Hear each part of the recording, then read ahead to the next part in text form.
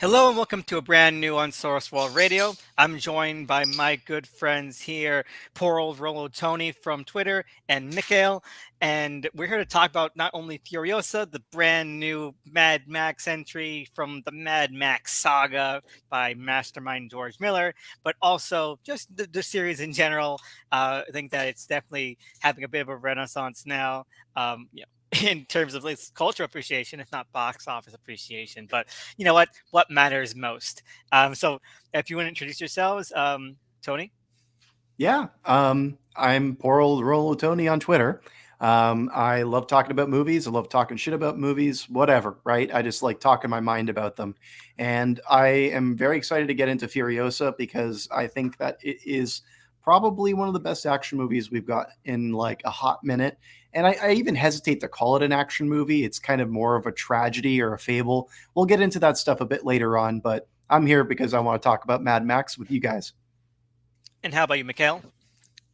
Hi everybody. I'm Mikhail, and I also like to talk about movies like a lot. I prefer to do a lot of writing. I like to write about how movies change.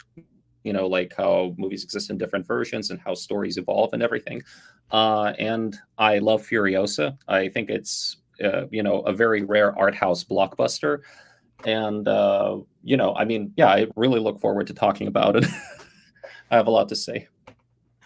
All right. So before we get to Furiosa, let's, as always, just kind of sum up our backstory with the franchise. Now, as for my own, I did not really get into Mad Max like properly until like a couple years ago, like 3 or 4 years ago. That's when I first watched the first Mad Max, and I didn't watch Road Warrior until like 2 years ago. So what I'm trying to say is that for like 8 years, the only Mad Max I ever saw was Fury Road. Like, okay, this seems not connected to the other ones, and I can just jump in, and I was right. And I never felt the compunction to watch the other ones. I knew their cultural relevance, their cultural impact and significance, but also I'm like, I never got up to do it. I never felt the impulse until like a couple years ago. I'm like, you know what? It's about time. I watched Fury Road a dozen times. Let's watch it. And so, first one, Mad Max. I think it is really, really good. I love. I said it before a couple of different live streams. I love original entries because there's always some primal spark to them. Like even though like you might see things get refined in other entries, that original one, there's something there, some kind of, as I mentioned, like base idea that has like such power to it. And I think Mad Max is no different, even though it's a little slower, a little more, drawn out, not as action packed as the series is known for, not as grungy or stylistic in terms of like fashion. The series is known for. I really enjoy it. I think it's my second favorite. And in Road Warrior, I just I think it's okay. That's it. It's Wow. okay. Road Warrior is okay. I get the love for it, but it feels a What? little bit. It feels. I don't like it though. I think it's my least favorite. I'm gonna say it right now. Road Warrior is my Whoa. least favorite. They're all good. It's my least favorite. Okay, because I Shocker. don't feel any urge to go back to it. In fact, it's the one I have not rewatched. Okay, Okay. um, I think it's okay. I think it's fine. We got some comments. I probably tore off some ears at this point. Uh, someone named Hell's a Poppin'. Is that one of your friends, Tony? I think so. Yeah. Are they saying something or I They're don't know? saying, "Bitch is hungry." Hungry. Yeah, I know what they're talking about. It looks like a Mauler face. Is this a Mauler fan? Oh, from Aquaman. Yeah, yeah. It seems like it. Aquaman. I thought that was like a gas mask. Like Mauler. Anyway, so no, it's fine. I like it. I like it a lot. But I don't. It's fine. It's fine. Anyway, Beyond Thunderdome, masterpiece. Okay, masterpiece. Beyond Thunderdome, underrated. It's incredible. Whoa. It's a modern day storybook fairy tale. It is. It is the Rubik's. Sorry. It is the Rosetta Stone. Let's say Rubik's cube. It's the Rosetta Stone for the Mad Max series right now. Um, it is everything that the Mad Max series has become. Okay, you can see it. You can see like the real kind of um, the sort of formula start there or become inside there. It's a fairy tale. It's fantasy. It's definitely Max in a different story. We'll get into it later, but what I don't really like is people say, "Oh, Beyond the Thunderdome started as a different script and they just put Max in it." That's literally every single Max sequel. That's how you would describe the plot. It's Isn't that Max just also just the story of the Die Hard series? exactly.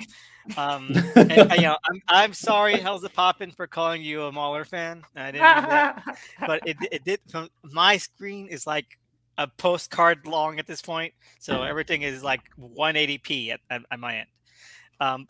Okay, all right, and Fury Road. That's really great. That's fantastic. I love the character work in there in terms of like just how it's done cinematically. I like all the character work is like this is how you do character work in terms of visual set. Like there's so much there that's said and unsaid, like facially, expression wise, in terms of body language. And then we see that just really sort of developed and refined with Furiosa. Furiosa is amazing. Well, we'll get to Furiosa a little bit later. But what about you, Tony? Oh, yeah. So when it comes to the Mad Max series, I was introduced to it through watching cable television. I was always watching like AMC, TNT channels like that, right? And they would always play like the original. Oh, thank you. When it comes to the original series, first Mad Max, I was kind of on the fence on. It was one of those movies that you can kind of just throw on and like vibe out to. It's not as intensive of necessary of your time and attention, right? Not to say that it's not a good action movie. The fact that they pulled off some of the stunts that they did with the budget they had, incredible, and it's worth watching for that alone. Elvis, you and I really differentiate on the opinions with Road Warrior because for a very long time, Road Warrior was like one of my favorite movies of like favorite action movies of all time, not movies. I wouldn't go that hard because generally speaking, I'm not even a huge action fan, but I am a huge George Miller fan because he makes specific kinds of stories. And you were saying that the Thunderdome was a great example of the kind of storytelling that they would move on to Yeah. later on in their career. And I 100% agree because it's not even just the Rosetta Stone for Mad Max. It's the Rosetta Stone for the kinds of stories George Miller truly wants to tell. And now, as a movie itself, it's very cheeky. It's very fun. I would say that like you could probably call it the Return of the Jedi of the series, and I don't say that as a negative. But when it comes to Fury Road, that was where I kind of fell in love with the Mad Max series because before it was like an infatuation. Fury Road was where I fell in love. And ironically enough, I went to that movie with an ex-girlfriend. At the time when Fury Road was coming out, that movie had shot like several years prior. And I used to be someone who was on like movie forums where they used to leak production details. And I was reading all about what was happening on Fury Road. I was reading about how it was a disaster, how it just shot years before. They were having trouble in the editing room. Everything that was put out into the world was saying that this was either going to be a massive disaster or it was going to be a huge hit. And there was two camps of people. Like some people thought it was going to be a masterpiece. Some people thought it was going to suck. And I was in the masterpiece camp and it paid off. My girlfriend hated it, but I loved it. And the infatuation for that film only grew with time. And now I think that beyond it just being the best action movie of the past like 2 decades, maybe even 3, it's probably just like one of the best action movies, period. There's an argument to say it's one of the best movies, period, right? And it's just all in its simplicity and its visual language. And we'll get into how all of that stuff compares to Furiosa. I don't want to dig into the Furiosa thoughts too deeply just yet, but I think that this film takes a pointedly softer step and does so to kind of dig into not just the lore of what the series means, but what storytelling itself means, not just from a fictional sense, but how we hand tails down to each other.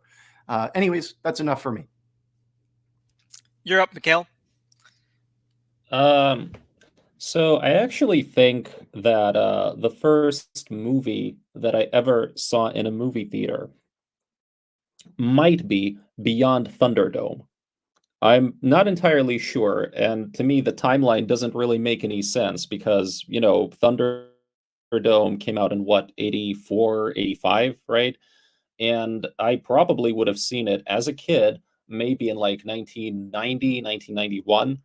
Um, but for some reason, I distinctly have this memory of being in a movie theater with my brother and my father and watching the Master Blaster fight, you know, like that fight between Blaster and Max and them, jumping around and swinging and everything. And I think being kind of rambunctious at the time, I actually got us kicked out of the theater. But but like that scene stayed with me. And it was only years later when I realized, oh, hey, that's from a Mad Max movie. So, um, I think like I don't remember when exactly I got into Mad Max. I think it might have been thanks to my uncle because I would visit my uncle sometimes like in the States, and one time I think they were either showing Road Warrior on cable or maybe he had it on DVD or whatever, and I think we watched it together and I thought it was amazing. And so from there, uh like I would collect movies on DVDs, and so I got Road Warrior and I got Mad Max. Would watch them on the regular. And for a while, I kind of avoided Thunderdome because, I think I remember reading that, like at the time, the consensus was that Thunderdome was not good or was pretty bad or something. I only saw Thunderdome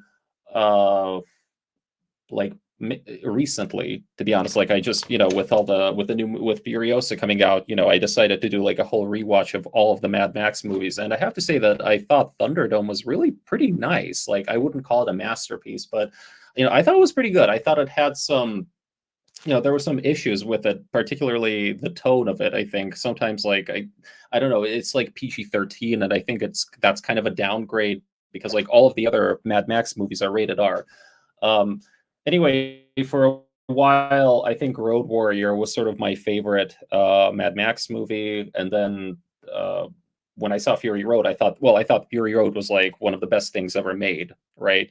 And over time, it's like that's kind of shifted as well. Right now, my favorite Mad Max movie is Furiosa. Like I just feel that's sort of, I don't know, that's like hands down the, I don't know what we call it, like the high point. Like that's like almost everything that George Miller has learned over 40 some years of filmmaking. Like all of that is in Furiosa. I think just Furiosa has this, nice balance of everything that makes the Mad Max movies good.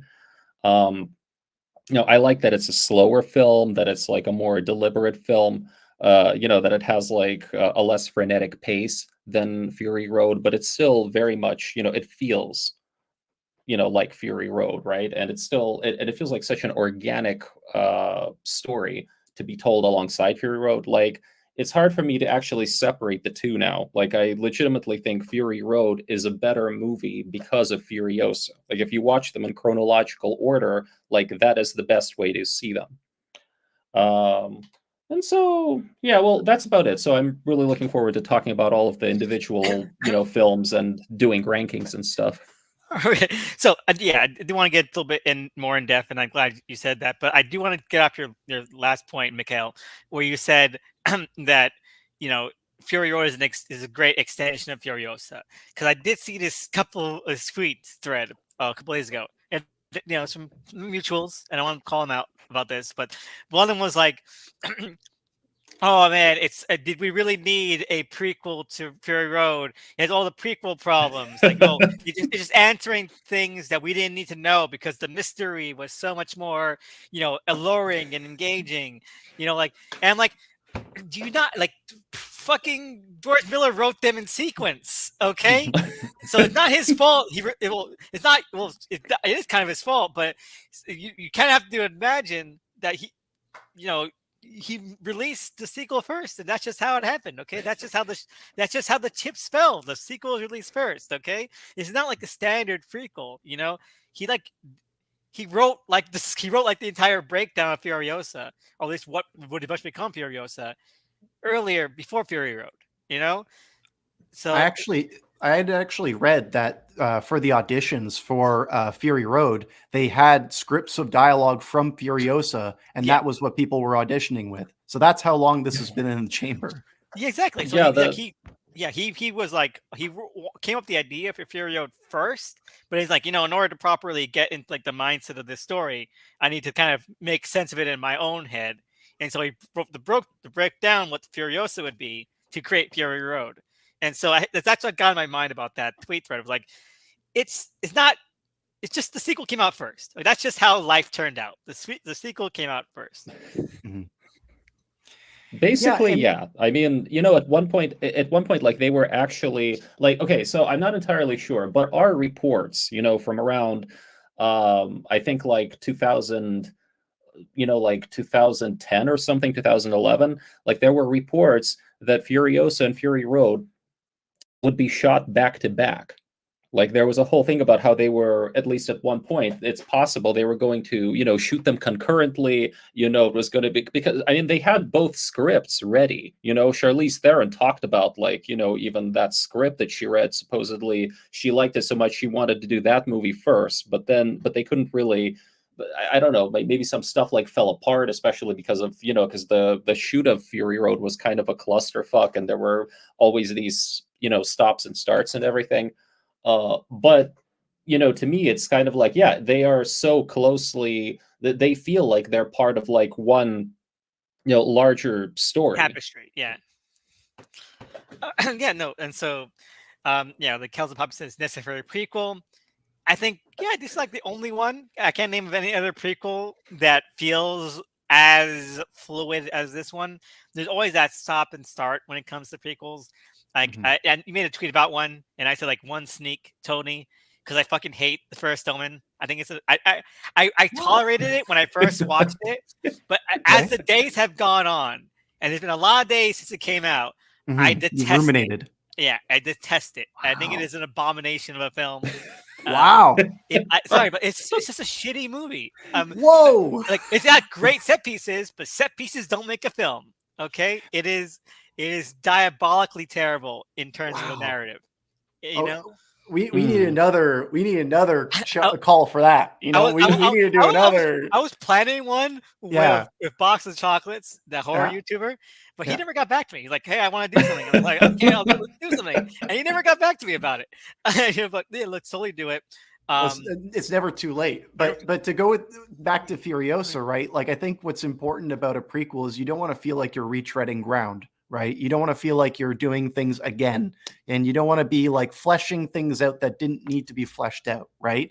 I think that Furiosa sidesteps this largely throughout the whole course of the film because it truly is Furiosa's story. And because it's her story, her perspective on matters is completely different than the way that Max views the world. The only time that we ever actually grown while watching this movie, at least in my opinion, is when we see Mad Max like in the spot from Fury Road watching over Furiosa, right? And that's because we've seen it before. So everything else surrounding that, right? And to go off of points that were made previously, George Miller is so much more focused on like ancient storytelling techniques and making this almost feel biblical, right? And that really sharp twist in genre and presentation. Fury Road itself is not. Sorry, Fury Road and Furiosa don't take place in two different universes like the other Mad Max movies do. But I think that Furiosa feels so like different from the rest of the Mad Max movies that it works in that same way. no, you Uh, make a great point. Go ahead, Mikhail. yeah.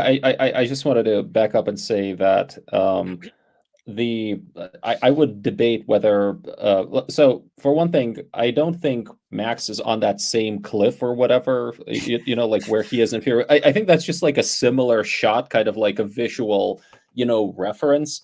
But but also, there has been some speculation, I think even before Furiosa came out, that Furiosa and Max might have met each other before, like at least like the way that they played, the first, like it's like the first time, Furiosa seems to actually see Max. It's like she kind of gives him a weird look. The double take. I've read some stuff about them, and some people have, I think, yeah, and some people have like speculated. Wait a minute, is there anything more there? Like maybe there's some sort of recognition there or whatever. So I don't know. So to me, like that didn't feel I don't know. To me, that did not feel like out of place or, like prequelitis stuff or whatever. That was just more like, oh, okay, they're still, they're still like, it's still like showing that, like, yeah, it's a small wasteland. It's still like that, their paths are kind of, intertwined. I mean, especially if you get into what the stuff that's supposed to happen in the Wasteland movie, which apparently has also been in some form or another for years now, you know? Like, so it's like, oh, okay, so those characters were there and that whole thing is connected there and blah, blah, blah. And just to go off Tony's point previously about that shot too. Sorry, we're piling on you about this shot, but I laughed at that shot because I remember the a couple of weeks before the movie came out, someone asked in an interview about if Max is going to be in the film, and George Miller said, "Oh, Mad Max, he's like on the fringes of Furiosa. He's not part of it. He's on the fringes." And so we get that shot. I'm like, I started laughing in the theater because, like, oh my god, he's being completely fucking literal about him being on the fringes. Like he was been chuckling to himself about when he gave that answer because he was on the fringes, and like, okay, fair play. But also, when you what I liked and what I think really helps this, both separate it from Hero Road, but also keep it connected, is that it's told, and very pointedly so, in retrospect. Like Fury Road, like that's a film from start to finish. That's the story you're being told. You're being told that story. Furiosa is framed after Fury Road has happened. So you could watch it after Fury Road. Like, it does bleed into Fury Road directly, but you could watch it after, and that wouldn't be out of place either. It's after Furiosa has triumphed. This is the story that's being told about her legend after she has become legendary. And so I think that's really great and unique kind of framing for this kind of thing, where it's like, yes, we're being told Furiosa's story, but it's being it's Furiosa's story through the filter of like her being important, And so also just to build off of that, like the ending kind of reveals that it almost is an unreliable narrator because there is the different interpretations of what happens to Dementis in the end. Not to skip there, right? But I bring that up because this is meant to be like a tale that, or a fable that gets passed down through people who speak this tale to each other. So if that's the way that this story is being presented to us, there also has to be a layer where we view this as like almost entirely fantasy, because this has to be on some level playing out in someone's mind rather than literally happening, right? And I think that it's a really sick twist to this because that allows for some level of interpretation with everything that's going on here. Yes, and so we're going to segue into the first Mad Max at this point. I know that Mikhail wants to talk about it in like more in depth, but this one makes like a year ago when when Furiosa was first getting the marketing going, someone mentioned like on what layer did Mad Max at all, any of these movies actually happen? Like, on what layer of the meta narrative did these things happen? And my theory was only the first Mad Max happened, and then like 2 seconds after Mad Max ended, he probably shot himself. Okay, and then that's my that's how I do these films. That only the first Mad Max happened, and then at some point he just ate his gun, and that's it. Like that's where Mad Max is. That's how I view Max as a character in that film. Like, there's no way that he goes on living. Okay, like, he is a broken man at the end of that thing. Okay, he's not like dispensing poetic warrior justice along the highways. No, he's not going on living after that. Again, I don't buy that at all. And so so that's how I view these films. I think that at some point, like, the toe cutter story just kind of like, you just snowballs. I think a lot of people's popular interpretation that these are all myths, and Jordan said these are all myths that are being passed down, and maybe there was like an Max somewhere, and I think that that's a great way. I think that's, to me, that's like the more inventive. If Max was just more insignificant and just none of these ever happened. There's a necessary comfort for people, like, Romulus and Remus, because like that's the thing in all these films, except for the first one, he's like helping found societies, helping like people rebuild. Romulus and Remus probably never existed, but yeah, we still have Rome. Sometimes people need a comforting origin for what their society is, what their civilization is, and so that's how I feel like Mad Yeah. Max. Um, What is a myth, right? It is exactly. a way for us to make sense of the world that we live in, and it's a way for us to, allow for us to imprint essentially like either realistic or moral judgments of the world, right? Because at the end of the day, the like Furiosa, Fury Road, Road Warrior, and Thunderdome, even the first one, they're all cautionary tales one way or another, right? And they all speak to like some darker part of humanity that exists just briefly under the surface, right? So I think that the Mad Max series has just done an excellent job showing you all of the different ways that you can contextualize these kinds of myths that are meant to make sense of society at large. And what's interesting is as George Miller gets older, they get crazier and crazier and more mythic. No, definitely 100%.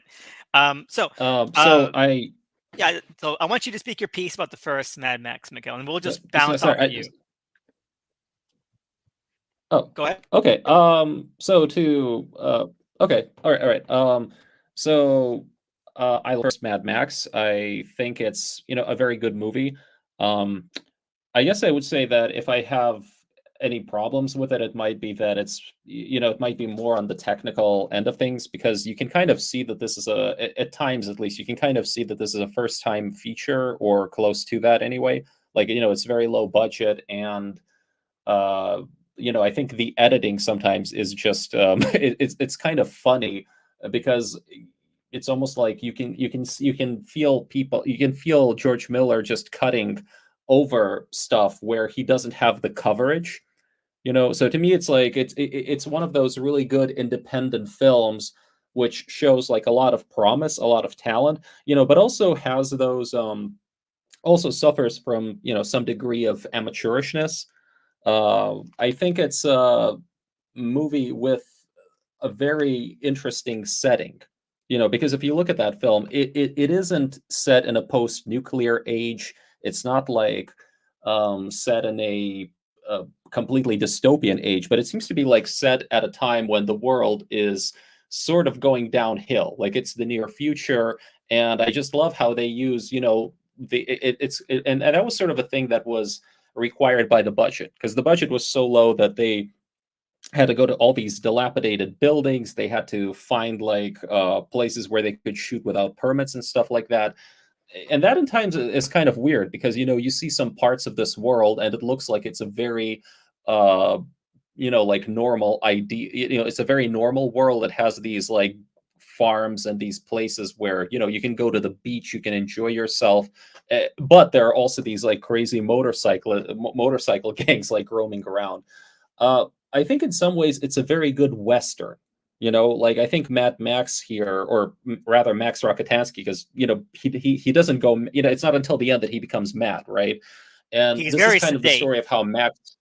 Yeah, he is right. Like this is the story of how Max went mad, basically. And he really does come off though as a classic gunfighter kind of character. Like he's a guy who, on the one is a defender of civilization, but he also shares a lot of traits with the savages. And he even says at one point that, like, I can't do this anymore, man, because I'm out there and I'm becoming more like these guys, like all the, like every day, like I'm going to lose it. I'm going to become one of them. Right. So, and that's like a classic gunfighter thing. Like, you have these figures like, like John Wayne and everything. Like these are people who are devoted to community, but they're kind of, they have an edge. They're a little gray. They share all these traits with the savages. Like, right, they can kill people. They're great with guns. Like Max is great with cars, right? Like all of the, like the villains here are very much, like these completely over the top cartoonish motorcyclists, right? And yeah, and Max is like a guy who share, he can also, yeah, he can drive, he can race, he can, run a person off into a truck or something. um, so I'm very impressed with it. I'm impressed with what Miller has managed to accomplish on such a small budget. I think Mel Gibson is great in this, right? Like you see this and it's like, yeah, you can see Mel Gibson becoming a star. Let's just get out of I the guess way. maybe I have, Mel Gibson is yeah. great in all of these. Okay, that's it. Let's just, he was great. He was great in He, all of these. He's a good actor. He's a good actor, but he's a bad person. Like straight Yeah, up. Yeah. straight up a bad person. I Horrifying. want to build off the Western point. Are you finished with that, or do you have more to that? Because I Yeah, really love that go ahead. idea. Yeah, because I truly think that this is like Western is one thing. I think this is an Oceania. Like this is like about Australia and the Australian version of what a Western is, right? And what that means is that it's a bunch of stark raving mad people in the desert going after each other, killing each other. And if you think about like the start of Australia, it used to be literally a prison island, right? So like that's like a very broad way to paint all of this, right? But at the same time, like George Miller is using these broad images to make these larger points, right? And I think it's fascinating that Furiosa is like one of the only times that it's confirmed that this is in Australia. Definitely. And for just bounce off what you said, Mikhail, about like, it being a more of a B movie, be more independent kind of film. Um, and I think that's the charm to it. I think to bring in something like Death Proof from Grindhouse, right? I think Death Proof is my favorite Grindhouse of the double feature. And that's because Tarantino makes a great point with it. A lot of times you have these B movies, these low budget films, the classic ones, where you don't have enough budget to actually do all these crazy set pieces. You have like maybe like two really good set pieces, and you have to find a way to fill the time someplace else. And I love that. I love that because like in effective hands, in talented, competent hands, you can make those like kind of that lull in between, like when you can actually have like the time and money to spare, feel very sort of engrossing in a different kind of way. And I do love that about the first Mad Max. Now, again, I understand people saying that, like, some of the police stuff is tedious, some of the interpersonal drama is a little bit, not there. I think Goose is the only character that actually like has any dynamics with Max. Not even his wife has that much dynamics. She's a very flat kind of Oh character. no. Um, Yes, again, very people much. very flat. But I do love that vibe, like you're saying, that this is a world that is winding down. It is trending downward. It feels empty. It feels bare, and I think that again, it's making the best use of that kind of sense, because then it helps reframe Max as like, why is he even a cop at this point? Like you get that whole subtext of like he is holding on to order in a world that honestly it doesn't even seem like people give a shit that he's a cop. Like not even regular normal citizens give a shit that he's a cop. Um, like he's just on the street because like that's what he's meant to do. And honestly, it kind of feels like if he wasn't doing that, he'd be bashing someone's head in, because it feels like it's his release. And the times that we do see him on the road, it feels like that's his catharsis. Um, and anything else is just like, okay, now I can go back to enjoying my family and feeling like I'm a normal person because I've been out on the street, racing and against these goons. And I love that. I feel like, it might be a little silly, like, oh, we're doing some banter at the cop station, police station, and like, yeah, that's okay, that's fine. But it just underpoints a lot of that stuff a lot better, and I do really enjoy the film for that because it has that texture to it. It has that texture to it that, again, I love that undercooked foundational kind of stuff for first entries, like the original Power Rangers Sentai series, Go Ranger. Like it's so hokey and so undercooked sometimes, but like it's that thing, like, they were really cutting the edges of this kind of stuff, and Mad Max, the first one, is just the same. Like, yeah, no, I love the ingenuity. I love the passion I went into trying to even get something on paper that to build off of for the future, Yeah, like, go ahead. I'm good. I'm done. I oh, no, Tony, you go ahead. Okay, I'll go Are you ahead. sure? Yeah. No, but I wanted to say that one of the things that I think, Elvis, you really like about it is that it has a raw energy, right? Like you can kind of feel that in the movie. And sometimes I think that energy just comes off in the way that, they have these over the top sound cues like I think almost like every 5 minutes or something, there's like a boer, Really? It starts with like the like. Dun, that's the first sound you hear. It's Right, really good. right. Yeah, but also I will say that there are two characters aside from Max that I really like in this movie. One, of course, is Goose, and I think the scene where like it's almost a laughable like scene, right? Where those I mean, they've arrested Johnny, right? They've arrested this guy. I think his name was Johnny, and these. I guess these guys from the court or these lawyers or whatever, they come in with all these papers and everything and say that it was like improper handling of the suspect or something, so he's Very free to go. very RoboCop. Right, right. Yeah, yeah, and Goose just goes ballistic, right? Like, I mean, he just like, because Johnny keeps like talking shit at him, and that is a great scene. Like, I just love how over the top that scene is, and sort of how I don't know. Here, it's kind of here's where I feel some of that energy is really felt, right? And I really like Goose. Okay, so the second character I really like, and I think her name is May. I'm not sure, but it's that old lady on the farm.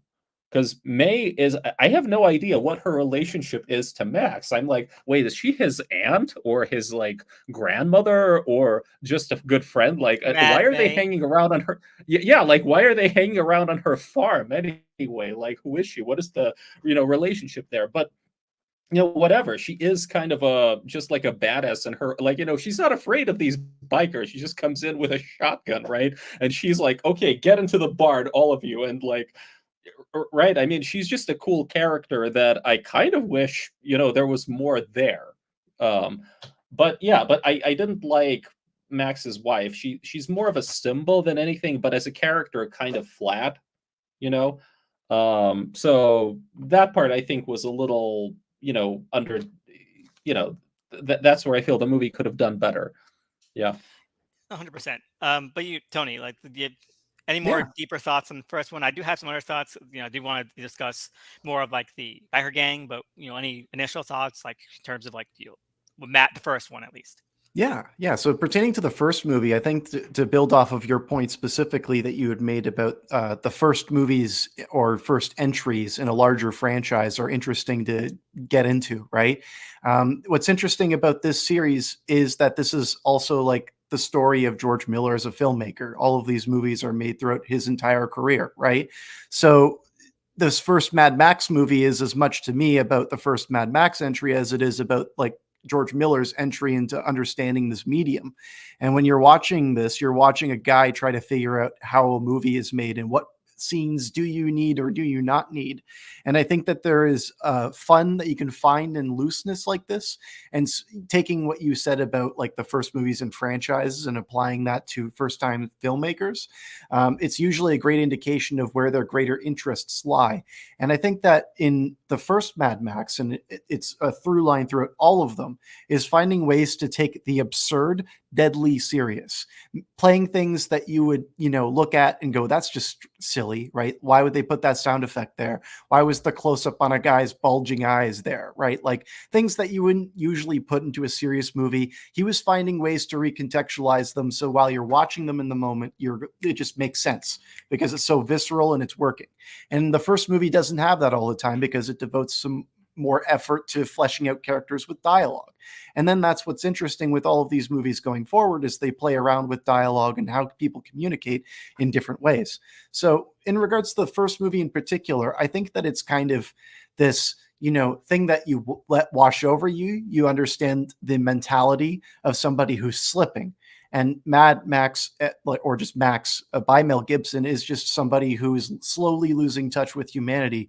And the film reflects that. It's not a very fast movie beyond the action sequences. And I think that's okay. It's a different kind of looseness to it. So ultimately, I think it's a good entry, but it's a great entry when it comes to trying to understand who George Miller is as a person and like how a doctor approaches making a movie for the first time. 100%. And when you mentioned like ways different people communicate, and just segue into what I want to talk about, I think that getting Hugh Keays-Byrne was such a get for this film because of his theatricality, of his background in acting, and where he was coming from with acting. The way he portrays Toe Cutter like almost as a pantomime, at times, it is it feels the most like um what the Mad Max series would be. Like he is like the biggest tether to like what the Mad Max series becomes. Like Toe Cutter, he feels out of place. He feels like he's from an entirely different film, and that film is the Road Warrior. Like Toe Cutter I'm sorry, but Toe Cutter is like second favorite villain. Uh, because like he is so animated. He is so like he flounces across the screen. He's always like gasping, like like he's just waving his hands around. He's very expressive in all forms of expression, like facially, with his mannerisms, body language, hands. He's all over the place. He's like a jester, okay, like a medieval jester, and he's vaudevillian. He's vaudevillian, and I love that. And I think that and the behind the scenes documentary, they're saying like, oh, the actual Bagger Gang, they they took an entire road trip themselves, from like one end of Australia to the other to get to the set because they didn't have transportation costs. So they had the bikes. They did their own road trip to the set to film the locations because there was no money to transport them. They didn't have so and they really bonded. And I feel like that really comes across because they do have lots of business. Like they're like a troupe. Like okay, now meanwhile this small little bit of vignette by Toe Cutter's gang, and it again it feels out of place, but I think that out of placeness is probably might have influenced Miller later on. Like, okay, what worked from here, and what worked from here is this kind of villain, is this kind of thing that basically Hugh Keays-Byrne was allowed to create whole cloth. Okay, so I think that his influence on the series is massive. I would just say though that I think all of the biker gang members are kind of over the top and cartoonish. I mean, I actually think Bubba Zanetti is also as much of a presence as Toe Cutter is, right? Like he's very, he's a bit more subdued, but also, like he has this weird, I don't know, cadence. Like even if you listen to their dialogue, it's sometimes like you feel like these guys are, they're trying to like wax philosophical or lyrical or something, even though they engage in like they have dialogue that feels um I don't know, inappropriate for who they are as characters. Like they should not be speaking like this. Like there's that weird kind of I don't know, disjunction or disconnect or whatever between, like who they are and what they do and the way that they talk and present themselves to the world. And I wonder maybe if Toe Cutter is kind of sort of supposed to be a gentleman villain kind of guy, like because he seems to have like these mannerisms, or at least this kind of attempt at like an elevated cultural style that you would expect from a gentleman villain kind of character. uh but I don't know. I thought like Bubba Zanetti was also interesting because it's like I'm like, wait, is this guy German or something? Because he seems to talk with like a German accent, and he's more subdued, but he's more like what you would expect from like, I don't know, like a European psychopath or something. Like this guy might just this guy also talks kind of in a heightened style, but then you sort of get the feeling that he might just like slit your throat at a moment's notice or something. Just to wrap this in with like how people communicate with all of this, right? I think it's fascinating to also burr into to the idea that all of the entries in this series, but also specifically in the first one, right? You have the villain who likes to talk a lot, whereas the protagonist is a person of few words, right? And it's this idea of if you have nothing to say, don't say it at all. And if somebody is speaking too much, it's because they're revealing too much or they're masking their true intentions. So that's a very interesting thing I just want to point out there as we continue on with the rest of the series. Yeah, and so I'm not quite sure like where you guys are with the first one, but I want to talk about near the ending just to sort of like maybe segue into Road Warrior. But again, I don't think we can talk about it without the final scene with Max, which I think is like it's one of the best scenes in the entire series. Like even though it's very minimal, I do think that it's lovely. It's a lovely scene where obviously he handcuffs Johnny's ankle to the wreck of his car that's just pouring out gasoline at this point, and he does like a little little finger measurement of like, okay, that's pouring it down at that rate, and he just ties off like a little his lighter at one end. Like, it's gonna take like 5 minutes to get there, and you can either shoot, cut through the handcuffs or cut through your leg. And I always love that bit because everyone's like, oh, inspired Saw, but at least Jigsaw kind of gives you a fighting chance. Technically, that's meant to be. But I always love it because in the time it takes Max to get to his car and drive away like a block, it's less than 5 minutes. It's less than the 5 minutes he said. Like, he did Yeah. he did not want Johnny to survive that. So all of that is just posturing, but it reveals so much. Like he's just digging in. He's giving him false hope. He's making him desperate. He's giving him a time limit. He wants in Johnny's last minutes to just be a frantic, desperate, pathetic mess. And that is like so great. Like that's like the cruelest thing I think that Max has ever done in any of his films, and he does it so purposefully. He does it so believably. Like, or Mel Gibson plays it out great, but he's like, he's just frantically saying, you could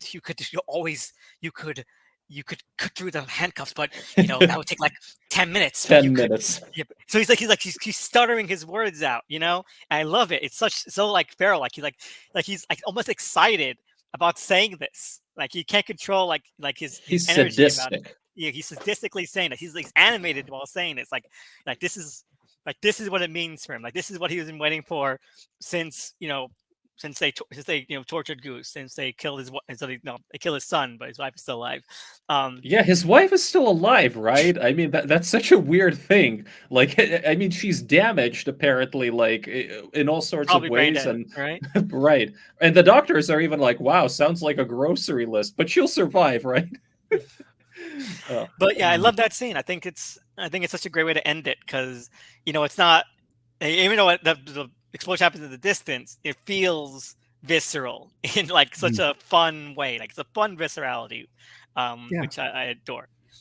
Yeah, there was something that the writer C. Robert Cargill once said, which was that you can actually learn a lot about a character through the kinds of lies that they tell. And just building off of what was discussed there, like that tells you exactly everything about Max in his last moments there. Like that's all I really need to say. Yeah, no, definitely. But Mikhail, any further thoughts with the first film before we move on to Road Warrior? uh, I don't know. I think. I mean, I guess maybe that. Yeah, I love the ending, and I always thought it was weird. But I guess I just think it's weird that, yeah, like his wife is actually alive, but at least to an extent. But it's weird how she's such a she's such a non-factor. Like going forward, I mean, you'd think maybe there would be something more there. Like maybe he like at the end of that movie, like, I mean, does he ever go back to check on her, like even though she's like in this maybe brain dead state or whatever? I don't know, but yeah. Again, that's what happened at the end of the movie. Shot himself. All right, that's what happened. No further discussion needed about that. But okay, so move on to Road Warrior, which I mentioned my least favorite. I still think it's good. I still think it's good. It's a good film. I just don't want to revisit it. Okay.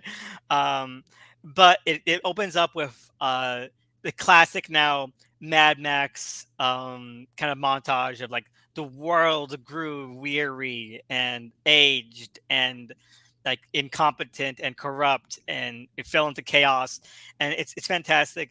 I loved his narration. Definitely shades of um First History Man, in terms of that kind of old wizened voice. It's fantastic. And the Road Warrior. You guys, you choose between yourselves. Talk about the Road Warrior. I think I said all I had to say, which is it's fine. I don't really want to discuss it. I just find it interesting to talk about at all either. You guys go ahead.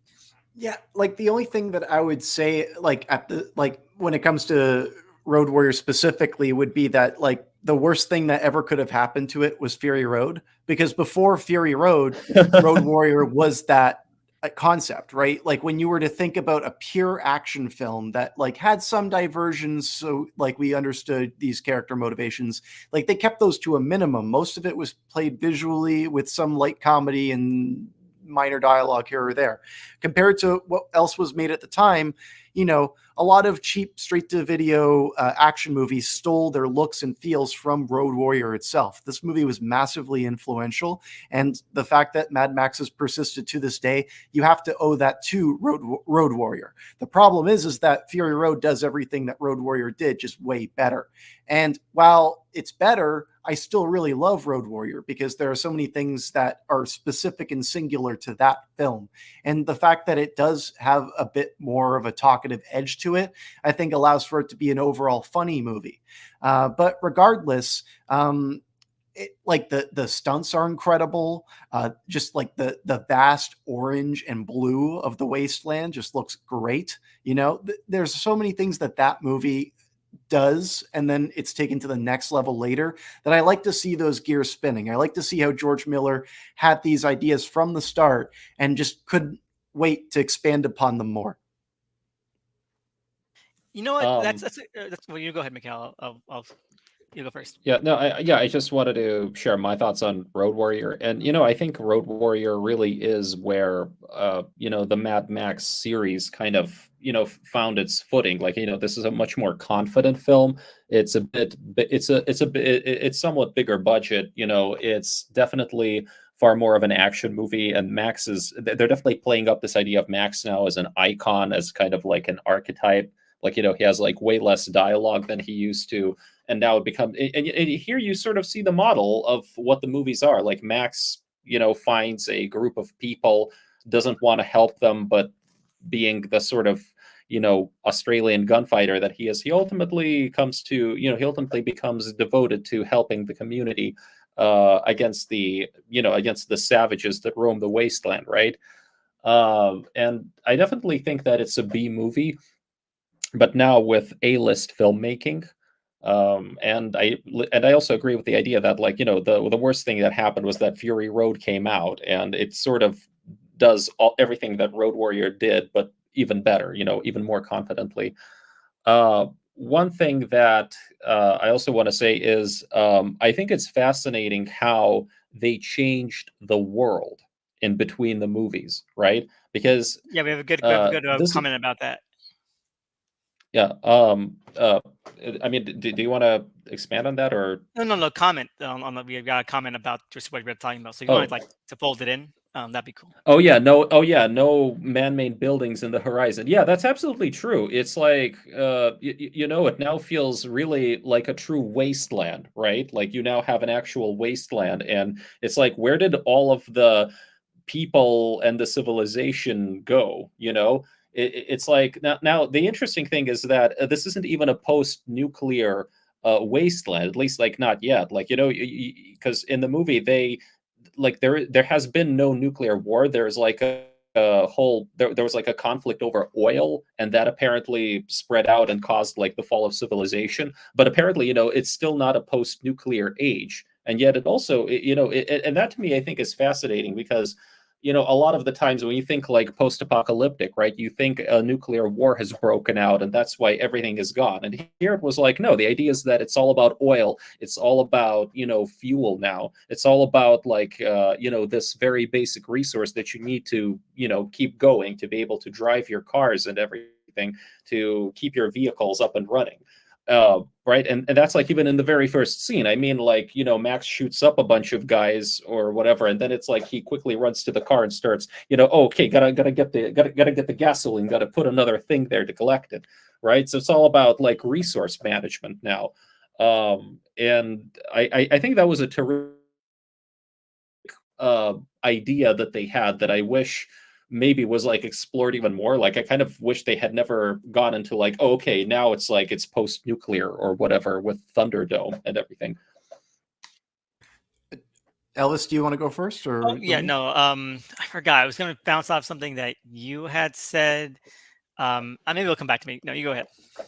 Just to build off of what you said, I totally agree that the choice to make it about this oil fight conflict versus this like nuclear war that's kind of nebulous in the first movie, I think that's totally on purpose. And while we do inch into the nuclear wasteland as the entries evolve, I think that what George Miller kind of strikes on with Road Warrior is that he's refining this into a commentary on how people lead and like how societies are motivated, right? Because a lot of these movies are just about the world building of why these people would listen to this crazy person to do this crazy thing, right? And Road Warrior simplifies that immensely compared to the first movie. It's not only making it simpler, but it's also making its targets more focused. It's trying to focus its energies less at like nebulous big bads and more at structures that make humanity thrive or die, right? He's talking about fascism, he's talking about capitalism, he's talking about all of the isms. That's all I got to say about that. Well, so it just came back to me. Thank you for giving me the check-in. It just totally ties back to what you were saying about seeing George Miller evolve, because it's such a great counterpoint to like someone like like James Cameron. Like James Cameron will have an idea and be like, "I'm gonna sit on this for like 30 years until filmmaking makes it possible for me to do this," because it does feel like Furiosa and Fury Road and hopefully the Wasteland. It feels like, okay, finally I can make what I wanted to do with the Road Warrior. Like he has like this idea, like this would be the perfect story for Mad Max. And then he's like, okay, let's build on it. Let's build on it. Let's try to get it to what I had in my head.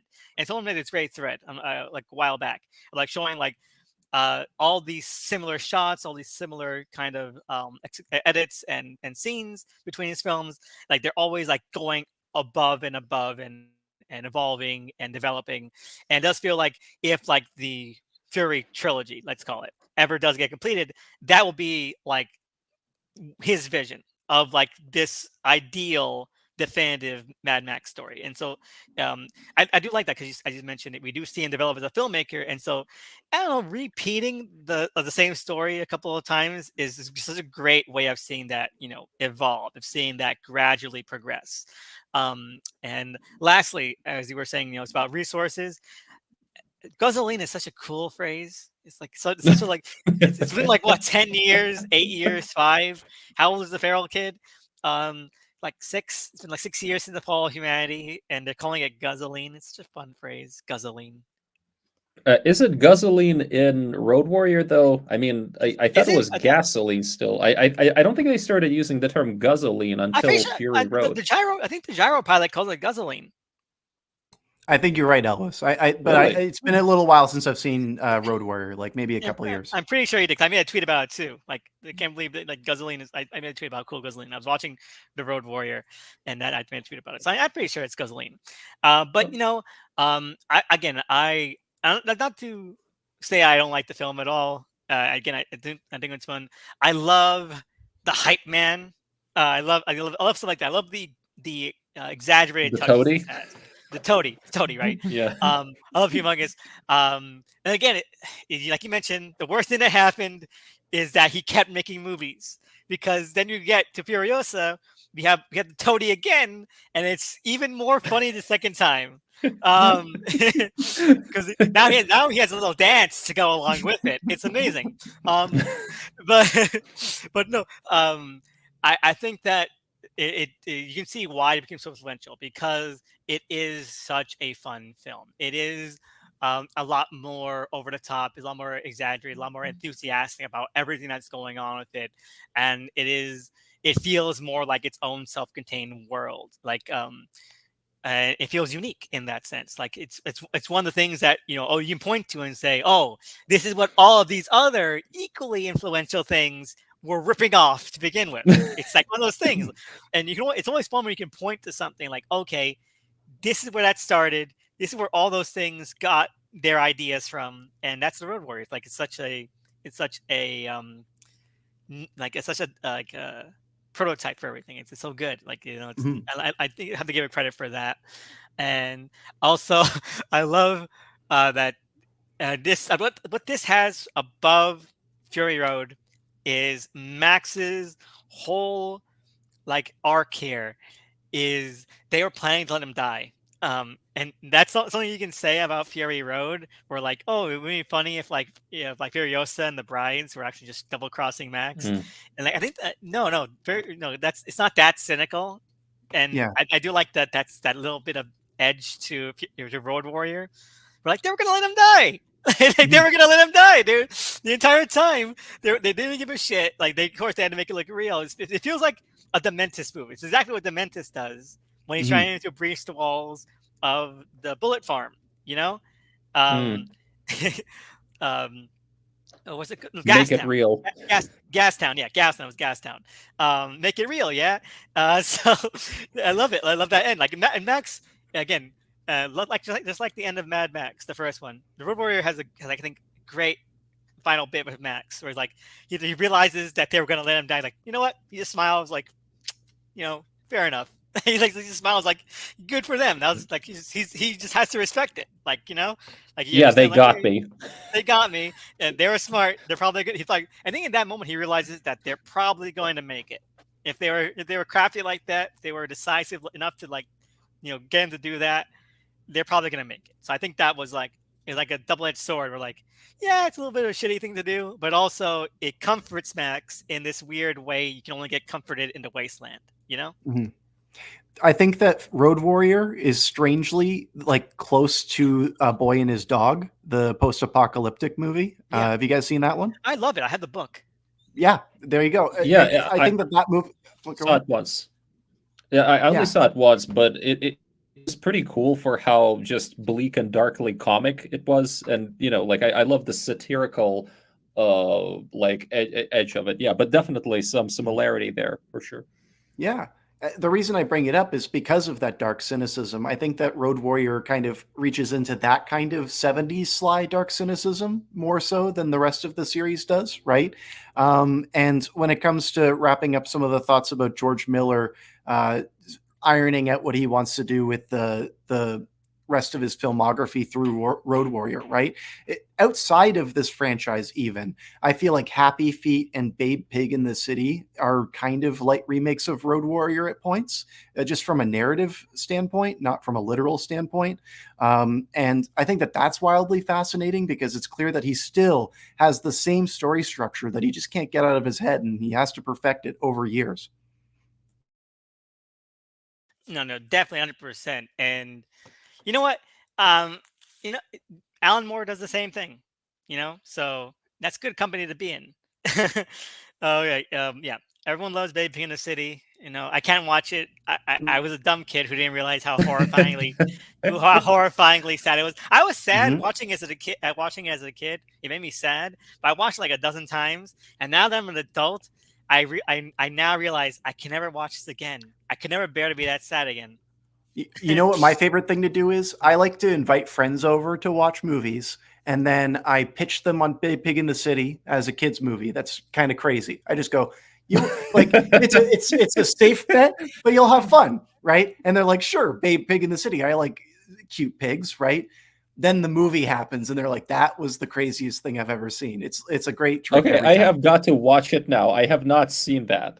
I have not I seen never, Babe Pig in the City. I have never watched the first one. I only watched Vaping in the Mhm. City, and yeah, no, it's much like George Miller's other stuff. It is uplifting. It's like, but it makes Yeah. you earn it. It's very Furiosa esque. I'll say Mhm. it makes you earn it. It makes you earn that kind of stuff. And I know whenever Big Pig in the City, comes up in the Discord, like, whatever happened to fucking the stunt pigs, and so I always look it up, and so like, oh, they went to live, they were returned to animal sanctuary. Like, okay, Oh. good, that's good, that's good. Um, so, yeah, no, and then Happy Feet, the first one, I can't watch again because that part where like they start veering into climate change, and Mhm. all like some of the penguins start to die off because of climate change and pollution. It's like I can't watch this again. Mhm. What was I thinking as a kid? I can't handle this. Okay, I'll be I honest. think I should watch more George Miller now, because it's like these movies sound fascinating, and I don't think I've seen anything of his outside of the Max films and 3,000 Years of Longing. Yeah, so Okay. gonna have to, gonna have to check out his filmography now. I'm going to recommend you the first one on your list. You got to make Lorenzo's Oil the first one. Okay, sure. Yeah, Lorenzo's it's just Oil. something that you would never expect, And it's I've real. read about it. and it's real. Yeah, I've read about it. Unlike I've all read these about fake it. movies. Finally, some truth in the cinema. Exactly. Like, oh no, whatever happened to Lorenzo? Did he die or did he like live? We'll never know. No, he became that secret agent in Paul. Remember? Yeah, exactly. Yeah. All right. So, any last thoughts on Road Warrior? Can I just say that I think with Road Warrior, I, I think it's amazing to me that Max really sucks at saving people. Like, if you look at the entire series, Max repeatedly fails to save people. Like, he fails to save his wife and kid in the first one, and in the second one, there's this, early on, right? Like, there's this choice, right? Like, he sees the humongous men attack this couple, and you think, oh, he's gonna go and he's gonna save the girl, and no, he allows the girl to be, basically sexually assaulted and then murdered, and then he goes in and he just barely saves the guy who's already, like, dying and bleeding out and everything. And it's like, and I have to wonder, man, did he deliberately not try to save the girl because it would have been easier to save the guy, or or does he just suck at saving people, right? Oh, And I read it in as he Thunderdome, sucks. yeah, but in Thunderdome, right? Like, a kid, like, like, dies Decent. in quicksand, right? Like, I mean, it's like in Fury Road, right? Like, already he's like failed to save a bunch of people, and now it's really affecting him. So, But like, I we'll mean, get to Fury Road when we get there, right? Yeah. But how does that movie end compared to all of those things, right? That becomes very right. interesting in retrospect now. All right. So, yeah, moving on to my favorite one. First, also, Hello to Poppin said, which is Eastwick. Blew my head off when I saw it. When are we getting a sequel? Okay, The Widows of Eastwick. They made that was a sequel. That was the book. That was a sequel to the book Widows of Get Eastwick. Oh my Jack god, that back. was Miller? Yeah, I was shocked too. Mainly because it's okay. Which is Eastwick is okay. I am sad. I am sad that they canceled the network TV remake TV series because all the actresses they got the Flayed Witches were really smoking hot, and like, damn it, they canceled that series. All three of them at the same time. Rats. All right. Yeah. Anyway, Beyond Thunderdome, my favorite one. I knew I was gonna love this one from like the first 5 seconds because I love it when a movie just begins with like a rocking tune. Fright Night, Killer Clowns from Outer Space. This when you start with like a rocking tune that's made specifically for the movie, like, yeah, let's do it. And then like the slow credits that fade in whenever you hear the gears rev up, like, that's just classy. Beyond Thunderdome, man, I see Beyond Thunderdome. uh he was cooking when he created that title. I mean, it's like the diametric opposite of Electric Boogaloo. Like, oh, here's what a stupid subtitle to a movie is: Electric Boogaloo, okay, or The Revenge. This is a cool subtitle: Beyond Thunder. What does that mean? Beyond Thunder.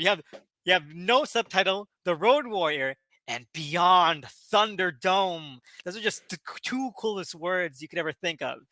And the song is just great. It's a great song. Tina Turner is amazing, and I love how much George Miller was like in love with Tina Turner's whole vibe.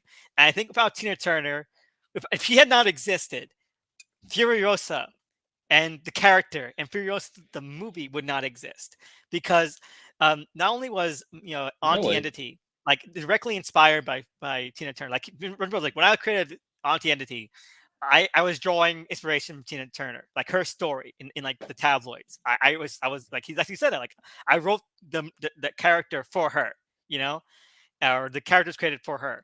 And then the way he describes Anianti, the formulation for Anianti, I want to jump into it immediately. He's like, this is a person, a woman, that has lost everything and that has had to, rebuild herself in the wasteland as someone powerful, someone strong, someone that can survive in the wasteland.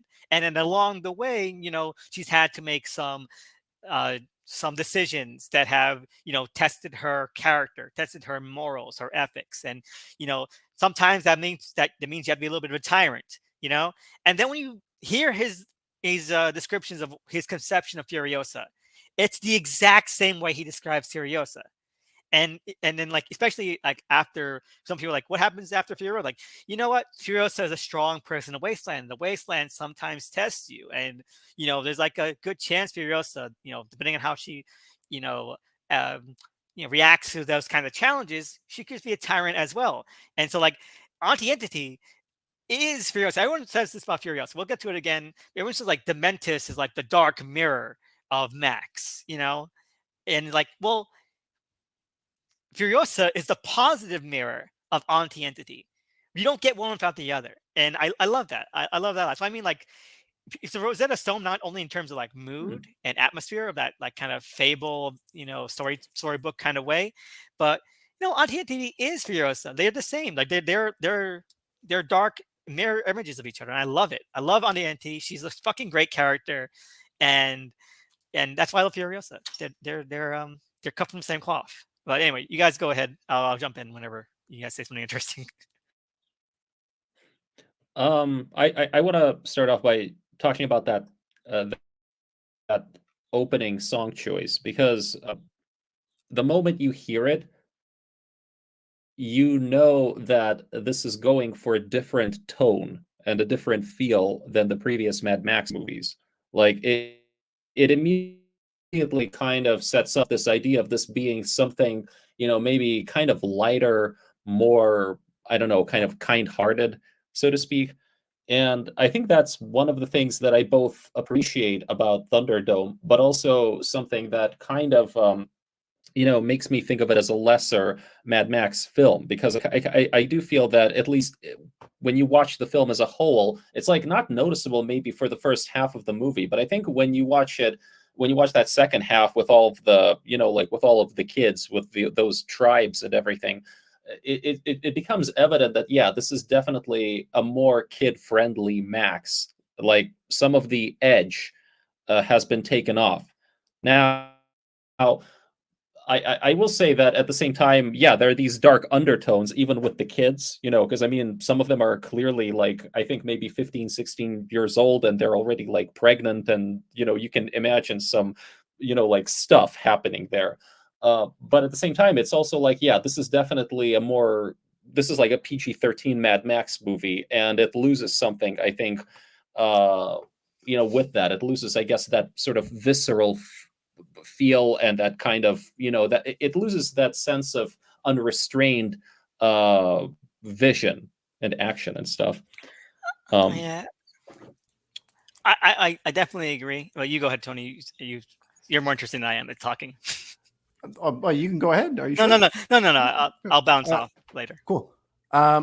This is like the Reaganizing of the Mad Max series. And I say that because, like, at this time, in this time frame, right, so many franchises started to go through this heavy commercialization. I brought up Return of the Jedi before because that's a great parable to this series, but then you could also compare it to many others, right? Even RoboCop got an animated series, right? And I get the impression that Thunderdome is kind of the bid towards creating the larger framework of a franchise, right?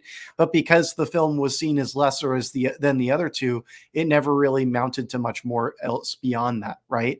And the fact that Tina Turner is the front and center of this movie speaks even more to that, because essentially this movie is kind of like The Bodyguard or like Moonwalker with Michael Jackson, right? Where you'd get these massive celebrities, right? Who aren't really actors, right? But you'd put them as the star of your movie because something about them is so like watchable or enigmatic, right? And Tina Turner is exactly that. She's a fantastic performer. And Elvis, you bring up a great point when it comes to her being the inverse of Furiosa. I'd never seen that before, but it makes total sense. But ultimately, when I talk about Thunderdome, I don't see it as like a super, I don't pull much thematically away from it, but I have a lot of fun with it. Right. And I think that both of those things have their time and place. And Thunderdome is a great movie that I will throw on when I want to have cheap 80s fun. That's what it is. Right. And that's good, in my opinion. Right. But when you look at how the rest of the franchise tries to flesh out some of these bigger ideas, it's not as concerned with those things. So it's kind of a give and take at the end of the day. I agree. And what I also want to say is that as like a third film, a lot of times like these ad hoc trilogies, they're like, oh, we're lucky enough to make a third film. Let's round it out. You see that they really do try to go for broke for some ideas, but you know it kind of gives it more of that goofiness. Like they don't, like they want to, like you've seen a lot of trilogies. Like what I mean by ad hoc ones, like we're making a third film. Let's wrap it up some way, but we also gotta be fun and adventurous. Like you see in Return of the Jedi, like I'm not sure, like that's something where like, oh, it's a trilogy, but like, was it really? It's based on serials, and serials can go on for like ages and ages. It's only a trilogy because that's where they stopped making those at a time. You know, Mhm. Die Hard with Avengers was only a trilogy, but only the last one for years because that's when they stopped making them. So, but a lot of times, by the time you get a third one, I feel like a lot of franchises, they're like, okay, let's wrap it up, but we gotta go off a bang, and so they get a little bit goofy, they get a little bit more self-conscious, and I do feel like Beyond Thunderdome is a little more self-conscious, than the other two. But I also feel like it is, again, you said the most fun, and I just have so much. It's a riot. It's a riot. I do think that it's it's where Miller gets to show a lot more of his goofy sensibilities because like his films are a little bit goofy, and I think that Road Warrior will lose me that it is goofy in a sense, but it's also I think a little bit. Yes, we're talking about it's bitter, a little more cynical, and I think that with Fury Road and Furiosa, like the goofiness find a better balance, and I feel like Beyond Thunderdome just kind of it fits more into that mold. As I mentioned, not only is it very storybook, you have like the Lost Boys, in Neverland and all that kind of shit. Um, and a Master Blaster is a hoot. The the the the pig sealer is a hoot. Everything everything about that is the manure finder, the manure farmer. Um, That stuff is it's, great. it's all great. It's all great. It's all goofy, and I think that Pig Miller shit. is very boyish. He's like Guillermo del Toro in that kind of sense, where like they're lauded for being like depthy and very like interested in storytelling, but also they're like they're like grown up little kids with their films, and I feel like it's good to indulge that, and I think that's them indulging that side of themselves is what makes their films unique. And as I feel like Beyond Thunderdome was a little bit underrated. They'd be like, oh, it's too different. It's not like Mad Max should be, but like no, Mad Max should be what George Miller wants it to be. Okay, Mhm. and at no point did I think like, oh, Beyond Thunderdome is a compromise for Miller. If George Miller wanted Beyond Thunderdome to be something else, it would be something else. You know, like Mhm. like it would be a different movie. Different things would have happened if he had wanted those different things to happen. So like, um, or else he wouldn't have made it. And so like, when people was like, oh, it was going to be a different film. Well, duh. All these movies, you can remove Max, and the same plot would happen because Max is an observer, and we're seeing it through his point of view, and he can take action in those. But um, but still, like these are their own concise narratives that we're just following Max through. So I never understood that criticism about that. And also, everything in The Lost Boys is amazing. Like I love the scene. This is probably the first time where I think Max is beleaguered. You know, like he's beleaguered. Like he's annoyed and like just tired in um in Road Warrior, but in this one with those kids, he is so goddamn annoyed by those kids. All right, he's like, he's not a babysitter. He can think that running through his head. I am not babysitting these kids, and it feels like okay, no, definitely, Furios, where he's in Fury Road, is where is just an extension of him from Beyond Thunderdome. I need to take this call. Uh, you want to build off of any of that? I mean, I did want to say that I do have some caveats there. I think for one thing, this wasn't solely a George Miller movie. Like, it's Yeah. actually like there's a second director. I unfortunately can't remember his name right now. And I guess I also think that I I I think all of the Max movies are funny. Like they have this sense of humor, and I think it's interesting how in Thunderdome, though, the humor it does shift a little bit. It is definitely the most humorous in this series, right? And it has a more kid-friendly type of humor, right? Like a kind of a lighter humor, definitely more cartoonish. Like I thought the some of the gags here were very well. They kind of reminded me of Looney Tunes, especially with that one villain who's kind of almost unkillable. Like you think, okay, now he's dead. No, wait, he's still alive. Okay, now like there's an explosion. No, wait, he's crawling out from under the train or whatever, right? Like I mean, it's almost like a Mhm. never-ending series of gags. And I remember even hearing how I mean, even like his final gesture, right? He still like he still shows Max the finger or something, and then he's kind of dead, but maybe he's alive. Mhm. Um, but also, I think it's interesting how looking at this film right now, it's very clear to me that this was Miller working on a way bigger budget. Like, I would not call this movie cheap for its time. I mean, you look at it and it has like these amazing, amazing scenes of like, like the scope of it, right? Like you have these It's huge huge. crowds, like hundreds of extras. And I mean, I just saw that and I'm like, oh my God, like, this is totally a preview of what he would do with Fury Road, just like the scale of it, right? Mhm. And and even with some of the cinematography, he now gets to do a bit of David Lean here and there, like right, like with the desert and walking through the desert and all these like really cool, way more, like way more formally, I don't know, arresting shots, I guess, Mhm. right? So in Yeah. that sense, I think the movie is like, wow, this is definitely a step above, what used to be there. But then it's also like the storytelling. It's like to me, it gets kind of mixed. I think it's more like I would love to see a movie with Max, you know, uh, doing the Thunderdome stuff, and a movie with Max with the Lost Boys. But you put that together into one movie, and I don't think it just comes together all that well. Like I feel each No. part of the film would be really cool taken on its own. I agree. And also, I'm back. And also, I want to talk about this comment. Miller makes thinking man's voice fantasy. And Yep. I agree. Like, I think as an art, these are very adventurous movies. Like, you would, Mhm. like, I could imagine this as like a like a chapter book story. Even all of these, I can imagine chapter book stories. There's like young adult kind of like adventure novels, Mhm. that kind of thing. Very pulpy in that way.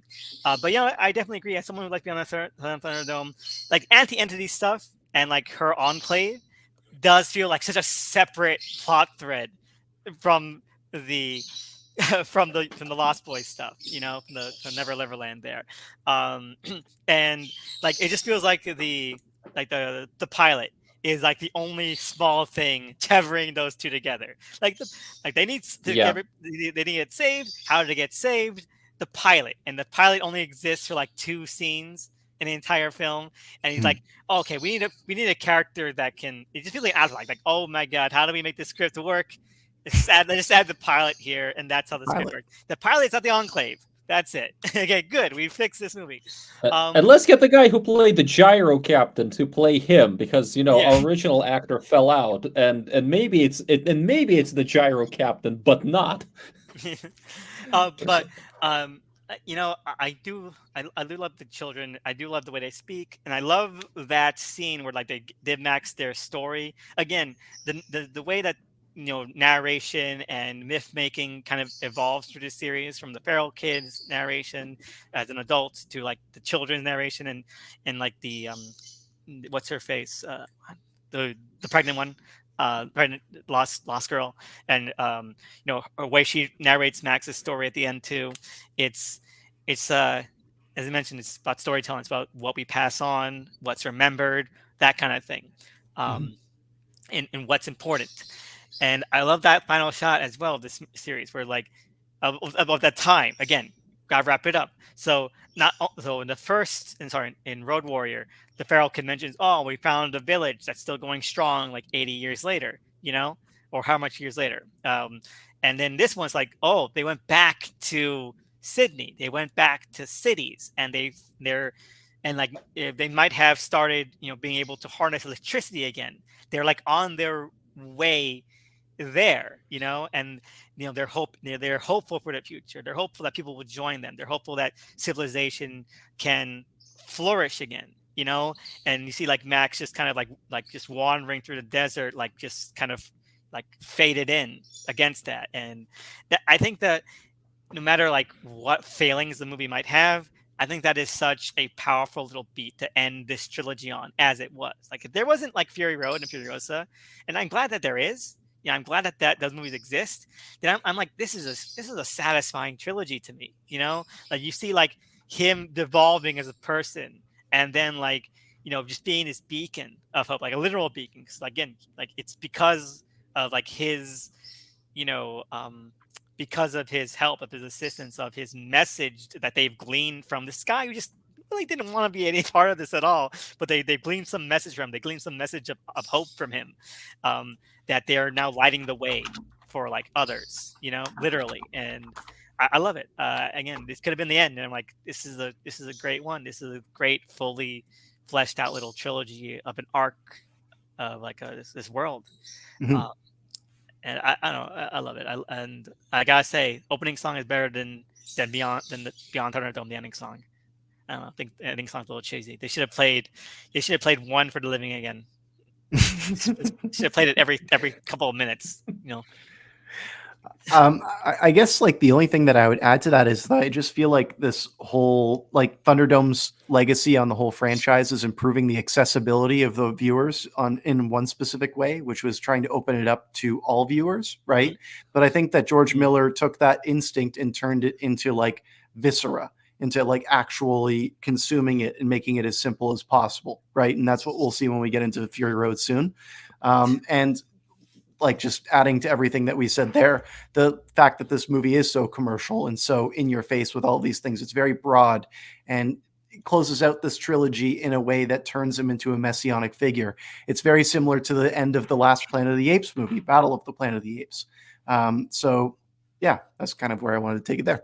No, no problem. And again, to go back to like how On the Entity is like a proto Furiosa, you can definitely see Yeah. like why he made Fury Road right after he started cooking up the ideas, because he already had this, gesticulating in his head. He has all these kind of like themes, like you know, strong female character, and he had like you can see like the natural jump he made. Like okay, we made Road War, we made Beyond Thunderdome, and we have like the Feral Kids, we have the Lost Tribe. Like, what do we go from here? And it just kind of feels like let's just mash these two movies together for the next one. Let's just mash these two movies together, and that's what Fury Road feels like. And I think Fury Road, like when you think of that, um, it's and again, I don't like it when people are like, oh, let's ignore Beyond Thunderdome, because it's like Period is such a natural sequel to it in terms of like what Miller is trying to say and do. You know, like that just makes perfect sense to me. It just does. But let's go into Fury Road. Like it took like 30 years to make or Uh, whatever. Um, can I and just add one go final ahead. comment about Go ahead. Thunderdome? No Yeah, problem. Go ahead. I just wanted to say, okay, so I found a really cool um, Mad Max expert on YouTube called Mad Max Bible, and I've seen some of the videos he did. He did some really cool behind the scenes videos about the making of all of the movies, and it's interesting that when it comes to Thunderdome, there is evidence actually that Miller got the story for the Lost Boys tribe from a book, from a sci-fi novel. Ridley Walker. I'm not sure, but apparently, yeah, there's a story that like the author of this novel actually sent it to Miller. I think he wanted him to adapt it, and then later on, it turned out that like no, that did not go forward, but Miller it might have like taken some inspiration there for Thunderdome, which is interesting. But also apparently, but also apparently, a lot of people say there's like no real timeline, between the movies. They're all maybe different. They could all be like different continuities or myths or whatever. And it's interesting because apparently, no, wait, Miller and his screen and another screenwriter he was working with, they actually made a whole timeline and everything apparently behind the scenes. So it was kind of like Thunderdome was supposed to be 15 years after Road Warrior. And it looks like it was in between that, it was in that 15-year gap that the world went post-nuclear. Like before like that, there was no, it was all about the oil and the world fell apart because of that. But somehow apparently it was between, it was in that 15-year gap that the bombs fell or something like that anyway. Yeah. Anyway, Yeah. just wanted to add that stuff. I thought No, it was fascinating. no problem. And yeah, no, it definitely is. And again, I think that a lot of the whole it's a myth, nothing meant to connect kind of thing. It just gets overblown a little bit. Like, yes, that's to get you to suspend your disbelief, and it's good to suspend your disbelief. Like none of these, again, we were talking before we started the stream, right? I think a lot of people get like just, oh, is this canon rotten brain cheese a lot of the time now. Yeah, right. Like, no, it doesn't matter. Like, what matters is what's in the story itself and what the story is telling it you in the moment. Like, I'm not like, oh my god, like, why is Pierce Brosnan the James Bond and not Timothy Dalton? Who gives a fuck? Yeah. Okay, it's just a story. It's just a story. Just fucking go with it. Also, like Well, that never the happened idea. to the other Go ahead. fellow. Go ahead. Sorry. I was just saying, well, that never happened to the other fellow. No, Yeah. that was a James Bond reference. Sorry. Yeah, that's a joke. Yep. Yeah.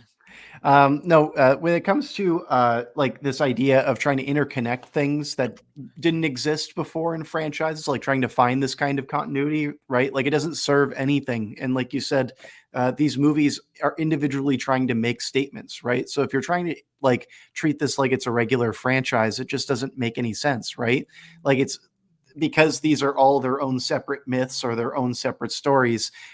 Yes, other like classic myths would have characters who would fall in and out of them, right? But it just doesn't work the same way, I think. Because they all have their own intentions, their own goals, and their own identities. Yeah. No, definitely. And at the end of the day, who gives a fuck whether or not Mad Max is visibly 80 years old or not? He might not even been there. Might not even been there. All I'm So saying, Clint Eastwood, Mad Max, here we go. Yeah, no, definitely. And again, terrible person, but Yeah. everyone who says that Mel Gibson was too old to be Mad Max is also lying to themselves. He shouldn't have been Mad Max, but anyone who says he was too old is also lying to themselves. He would not have been too old. I mean, he might have killed him, and we might have gotten a good story out of it. So it's a win-win all around.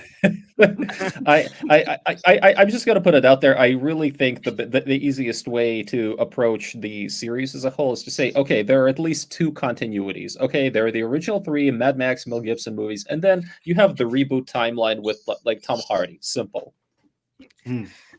Anyway, so Fury Road, again, 30 years to make, and it is so funny to me. I made a tweet about this before. It's so funny to me that George Miller was like, "Oh, my first ideas of Fury Road were like, you know what? Everyone only cares, or the best fun is always the climax, the big chase scene. So what if we made an entire movie that was just a chase scene?"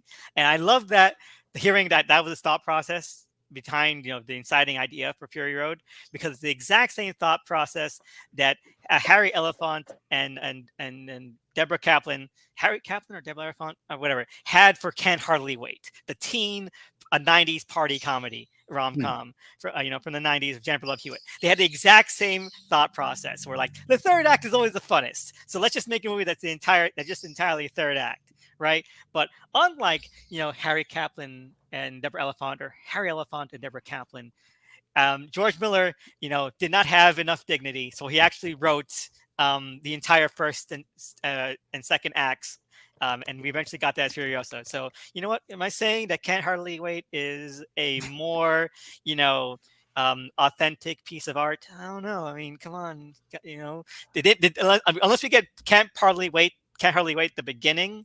Yeah, that's what I was going to say. There's no Furiosa to Can't Hardly Wait, right? So Exactly. So they stuck to their guns. So you know, yeah, give they them a made a pure, statement. yeah, give them an Oscar, an honorary Oscar. Let's do it. Never seen it. Anyway, it should. It's really fun. But again, all third act, and it feels like it, but it's the part of the charm. Like Mhm.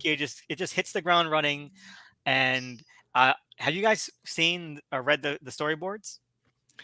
No, I haven't. Oh, so I didn't even know they were publicly available, but that that, does make sense. oh, you can find scans of them. At least 80% of them. They kind of stop right when they decide to turn around. Mm. You know, so they I, don't. I've Go ahead. I've like found I think are you referring to the script, you know, with This, this the, with all the images and stuff? yeah, yeah. Script to the Because storyboards. Yeah. because I just like found it, I think maybe like today or yesterday or something, and it's fascinating. It's like I'm like, oh my god, yeah, this is This is just a movie. Mm. yes. Like something made in like these storyboards are made like in the 80s, and it's just the movie. It's Mhm. just the movie. Modern filmmakers these days, they pre-visualize movies and CGI models all the time, but like you said, this movie was planned out decades ago, and this was that version of that. This movie was trapped in his head for that long, and when you're watching Fury Road, it really does feel that way, and just in the most bizarre fashion possible, because it is all killer, no filler. The moment that it starts to the moment it ends, it just completely makes sense, and at no point are you confused or are you like trying to chart things. When I last watched Fury Road, it was like maybe a year ago. I was hanging out with some people. They had never seen Fury Road. It was on television. I just threw it on. I didn't tell them anything about it, and they were just enthralled by the end. A movie like that doesn't come around every day, and I think that Fury Road just really does speak for itself. No, no, definitely 100%. And what I love about it is that it's not only like completely classic. You read the script, right, with the images, and it's like, okay, I can tell that this is the movie he wanted to make since the 80s. It feels like just at home with that series. You know, it feels like, okay, this probably would have had to have a bigger budget, you know, but it feels like at home. Like you can see like a an audience in like the late 80s, early 90s really vibing with, you know, Fury Road as a sequel to Beyond Thunderdome. Like, okay, this is where Mad Max is going. But when you get here, even though it's the same thing, he like down to shot composition. He like the shot per shot, beat for beat, frame for frame. Like this is just like the storyboards put to screen. Like there is there is like 1% difference in terms of what he was actually planning out. And yet it feels fresh. It feels unique. It feels modern. It does not feel like it's trapped in a previous age. It does not feel like, oh, this was in the 80s and we're just kind of now unmothballing it, you know. And I think that just speaks to not only, you know, Miller being forward thinking, like he was definitely like, you know, he had a vision beyond that, like now, but also just, you know, how unique his eye is, because even though like, okay, you can imagine the 80s version of this, but his eye and his ability is so unique that it still feels, you know, just so out of place in a good way today, or like 2011. I mean, 2013.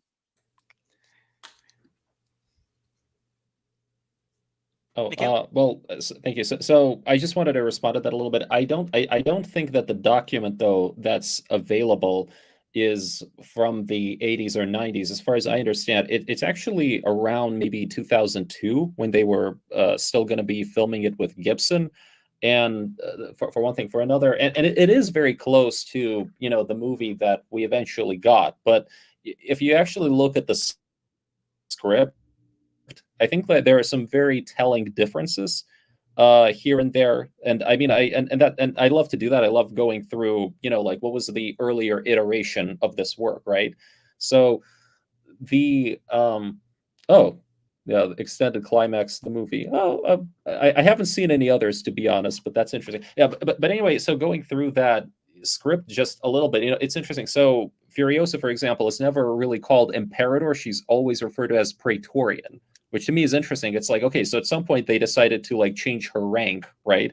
And she actually gives a very different or not that, but she gives a more in-depth version of her backstory, like through dialogue. Like there was a scene Yeah. where she actually talks about how, okay, I was sold to Immortan Joe, and he actually tried to breed with me, but it turned out I was barren, so he gave me instead to this Praetorian, and this Praetorian like taught me the ways of the, like the ways of the road war, and when he was killed, I took up his position, you know, and I'm like, okay, so that's the early version, of that backstory, which obviously went through a whole lot of transformation before we got what we got in Furiosa, right? Because and that's something that even I was a little that I've been really wondering about, because I'm like, well, it's weird how there's a whole time skip in Furiosa where it's like, but what about all that stuff with Joe? And wouldn't Joe want her to be his wife again or something? Because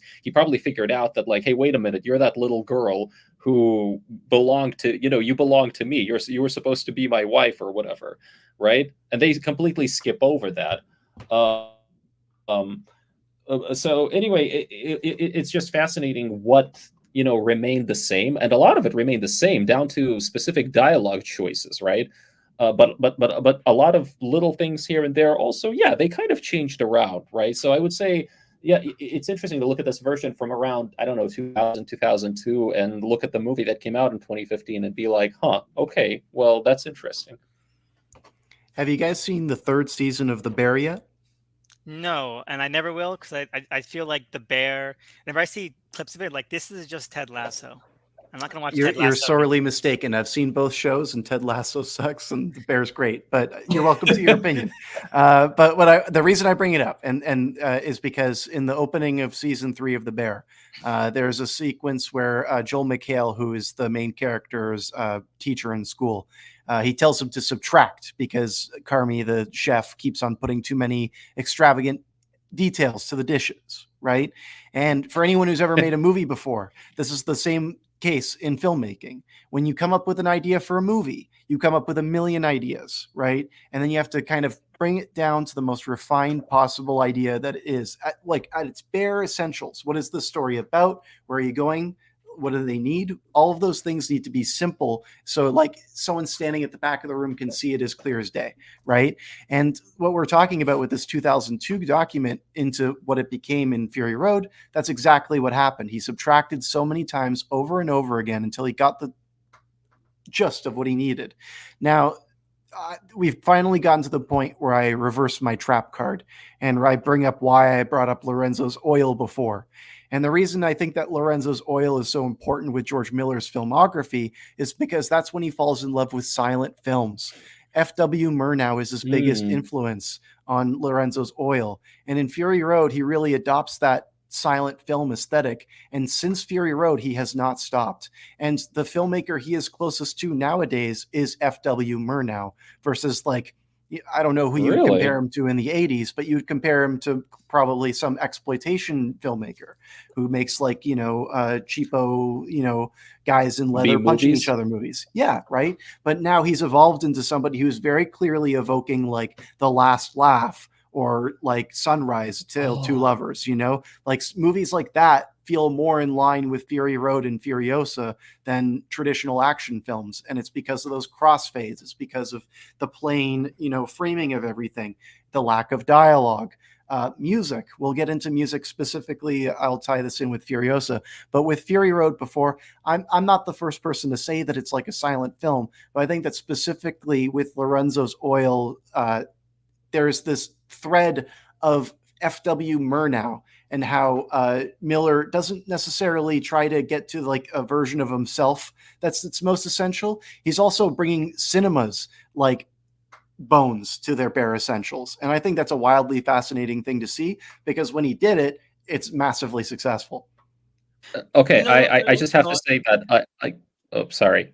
No, I just want to say I love Murnau, okay? And like, I mean, if just for the last laugh. Okay, so what you're saying right now, I'm like, okay, I have to watch Lorenzo's Oil because I love Murnau and I love that influence. And I can also say that I want to say that I remember recently seeing a scan. I think it was on Twitter, but somebody brought up a scan of an old article from 77 or whatever about Road Warrior, where you have like a young, really like dapper looking George Miller, and he is quoted as saying how, you know, he doesn't like all of this elevated like classic cinema or something. He says, I make B movies. I like to make entertaining. You know, I don't like this, you know, elevated stuff or something like that. Anyway, right? So, so from what you're saying, I'm like, okay, so clearly, I think his, you know, perception of maybe old film or classic, you know, cinema kind of changed over the years. And if he really did, you know, get into Murnau, I'm like, okay, that is amazing. Mm-hmm.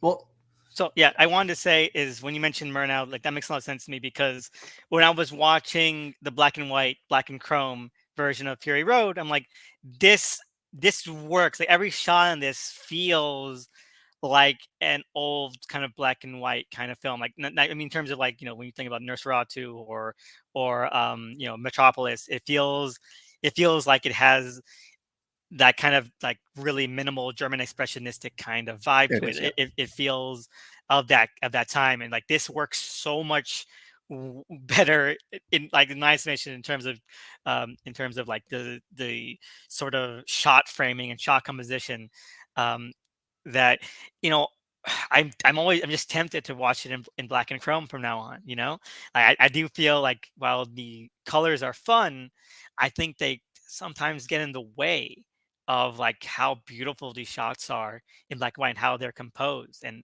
they do remind me of like old black and white films of expressionism kind of films. Someone made a thread about it as well. It's like it does feel like, you know, um the way that they are sort of exaggerated, the angles are exaggerated, the depth perception is exaggerated. It feels like he is playing with perspective a lot, just like those films do. And the black and white really sort of underlines it in a beautiful way. Like this is a beautiful film is in black and white. And also, let's just like think about the modern state of cinema, right? Like most movies made today really go for realism, right? Like you've got characters who are like trying to be like as close to like the real kind of person in real life as possible, right? Like you'll have like a method actor who really goes down that hole, right?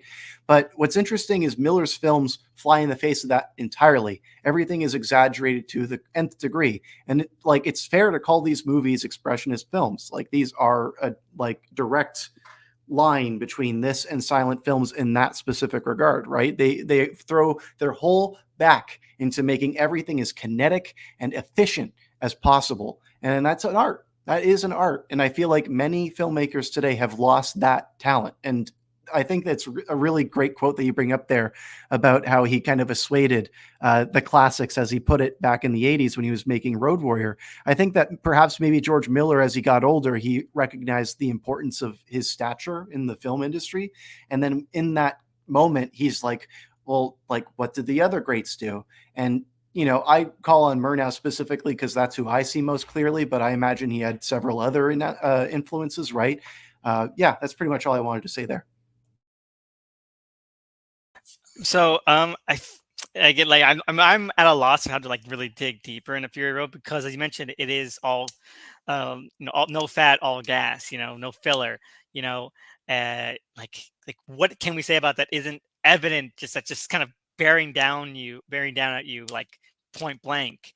But well, one thing I like about it, one thing I really sort of makes it sing for me, and it extends to Furiosa, is that this feels like a foray into another world. Doesn't feel like a post-apocalypse. It feels like a fantasy world.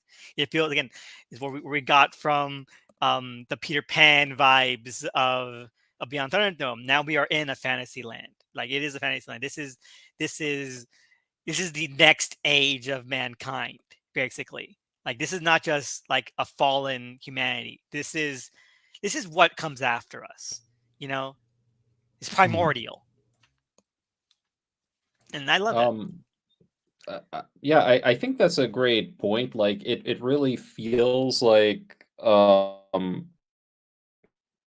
you know, I mean, I think it doesn't feel like a completely different world, right?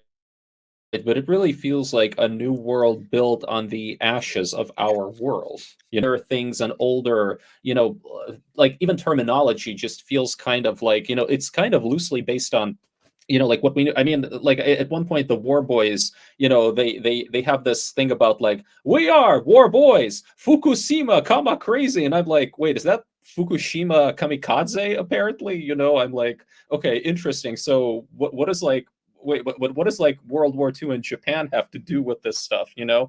um and I think it's really cool how, yeah, it really isn't uh, a movie where like it's completely heightened and over the top and theatrical and everything, but at the same time, you really don't have that sense of it being completely fantastic. Like it's exaggerated, but it's still kind of sort of, it's not too sci-fi. Like you don't have like futuristic technology. Everything is old. Everything is still based on what we would expect from the real world, right?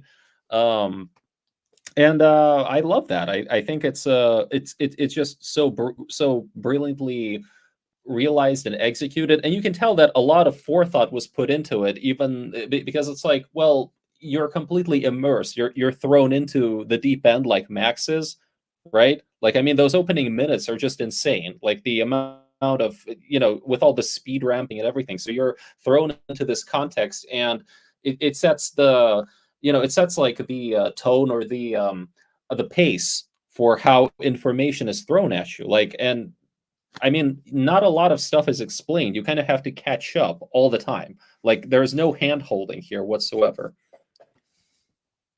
There's no hand holding, but they make it so easy to follow. They make it like it's so like it doesn't even need to handhold you because there isn't even such thing as exposition. It's so clear, right? And it's because they've like found the most efficient signifiers, right? You're bringing up the kamikaze reference Yes. before.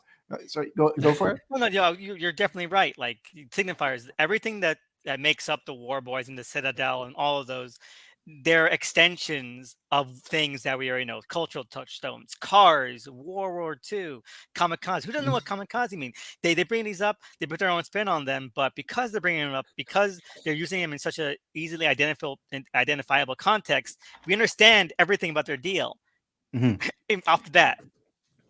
And then when we have like those more, I wouldn't call them like exposition even because like the dialogue sequences are so brief. But when we really get to like what our characters are really fighting for, like this movie was very ahead of its time when it came to talking about like, the patriarchy, right? And this movie is very much so about like women living in a male dominated world, right? And I think that that is something that needs to be like brought up about this movie every time that's talked about it, because like George Miller was ahead of the game when it came to that topic being at the forefront of people's thoughts. This came out at the same time as Gone Girl. Gone Girl and this are pre Me Too. These are important movies to consider when it comes to these larger conversations that we've had about these topics since then, right? And I think that Fury Road does an incredible job when it comes to like showing what it means to have women's autonomy, right? And playing it out through an action film where it's all about taking action. It just makes sense. It's great storytelling. And this is where you get like the Tina Turner stuff back. Because I mentioned, exactly, Exactly. because you have, he was inspired by her story with Ike Turner, her agency, her abusive relationship, her being able to, rise above that, find her own strength, her own willpower. And so like that is like, you can think of like Immortan Joe as like his Ike Turner kind of, artifice. Is this kind of, I never would have made that parallel, but that's crazy to say. But like, yeah. and especially Yeah. like the brides, who killed the world, like they are taking control. And again, I feel, I again, without Tina Turner, without her, these movies don't happen. I don't think they do. I don't think they do. I think you're 100% right. I don't know about Tina Turner, but I do think like it's fascinating, like what I love that this movie ultimately is a Furiosa movie. I think like Charlize Theron is just so great in that role, and it's interesting because when you look at the film, it plays very coy with Furiosa. Like she's presented as a kind of a mystery.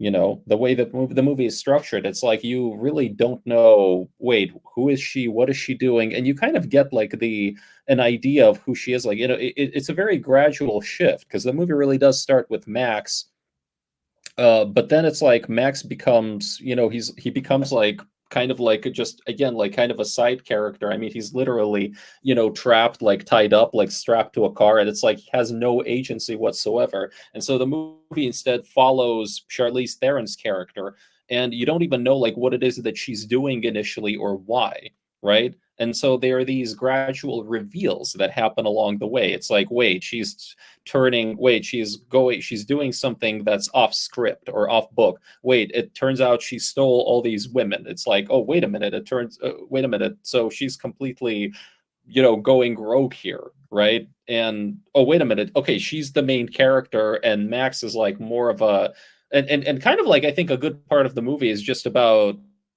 Furiosa and Max learning to, trust each other. I think that's kind of like one of its central arcs, which helps it function as a standalone movie. But it's still, it's a very interesting approach to things. Like you're kind of always catching up. Like you always tend to, not always, but you often know less, I think, than what some of the other characters on screen know. And yeah, like you have to infer like a lot, and I really appreciate that about the film. And I think that's one of the things that I think uh, some people don't like about about Furiosa, the movie, because it's like the moment you do a prequel, it's kind of like, okay, you're taking away that sense of mystery and that sense of ambiguity there, right? Like, I mean, Mhm. you're given way more information than you're supposed to have when you're watching Fury Road, right? And that's like a whole other thing, but I actually think that's kind of brilliant that it works both ways. And I think it even works better when you know more so, because I'm like, well, because like emotionally speaking, I think Fury Road isn't that strong. Like I feel like for everything that you find out along the way, it's still like it's not that there's not that much of a connection, I think, between viewer and character, or rather between viewer and Furiosa and her whole thing, like, which is why I think when you watch the prequel first, it's like, oh, okay, that completely informs everything, right? Oh yeah, Like, I mean, definitely percent. I would not call Furiosa like the heart of Fury Road. I think that if she gets a little bit less to do in terms of just visceral emotional connection.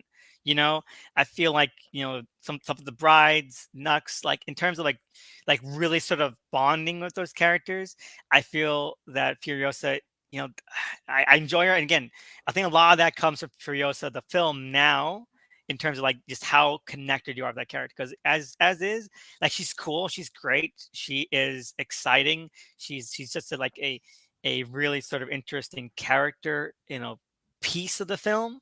But in terms of like emotional connection, like that bond you feel with like these characters, eh, I I kind of feel Nux more. Honestly, I think Nux is like kind of like the shadow, the dark horse here a little bit. Nux is great. Like just as his whole arc is essentially unraveling the thought of the patriarchy Yeah. inside of a person's mind, right? Like Mm. he's told by the wives essentially how everything that he's learned growing up until that point is a complete lie, and that you can live an entirely different way. And that's an incredible message to have. And also to go back to a previous point about how Furiosa is kind of quietly the protagonist of this movie. I can't believe I've never thought about Fury Road this way before, but the whole movie is a Trojan horse. It presents itself as one thing, and then the more close you look, you realize it's something completely different. And that's just what you can say about every single aspect of it. I'll wrap up what I'm saying by commenting on what Hell's a Popping said about Mm. Anna Kendrick's tweets from Pitch Yeah, Perfect yeah. 2. I was wondering what the hell this was about. Yeah, I haven't looked into that, so I'm going to Google search that right now and look into it. Maybe that would explain why my ex preferred didn't like Mad Max Fury Road, because they loved Pitch Perfect, so that would make sense. Let me take a look. All right. While you're doing that, I do want to bring up that. Uh, let's see here.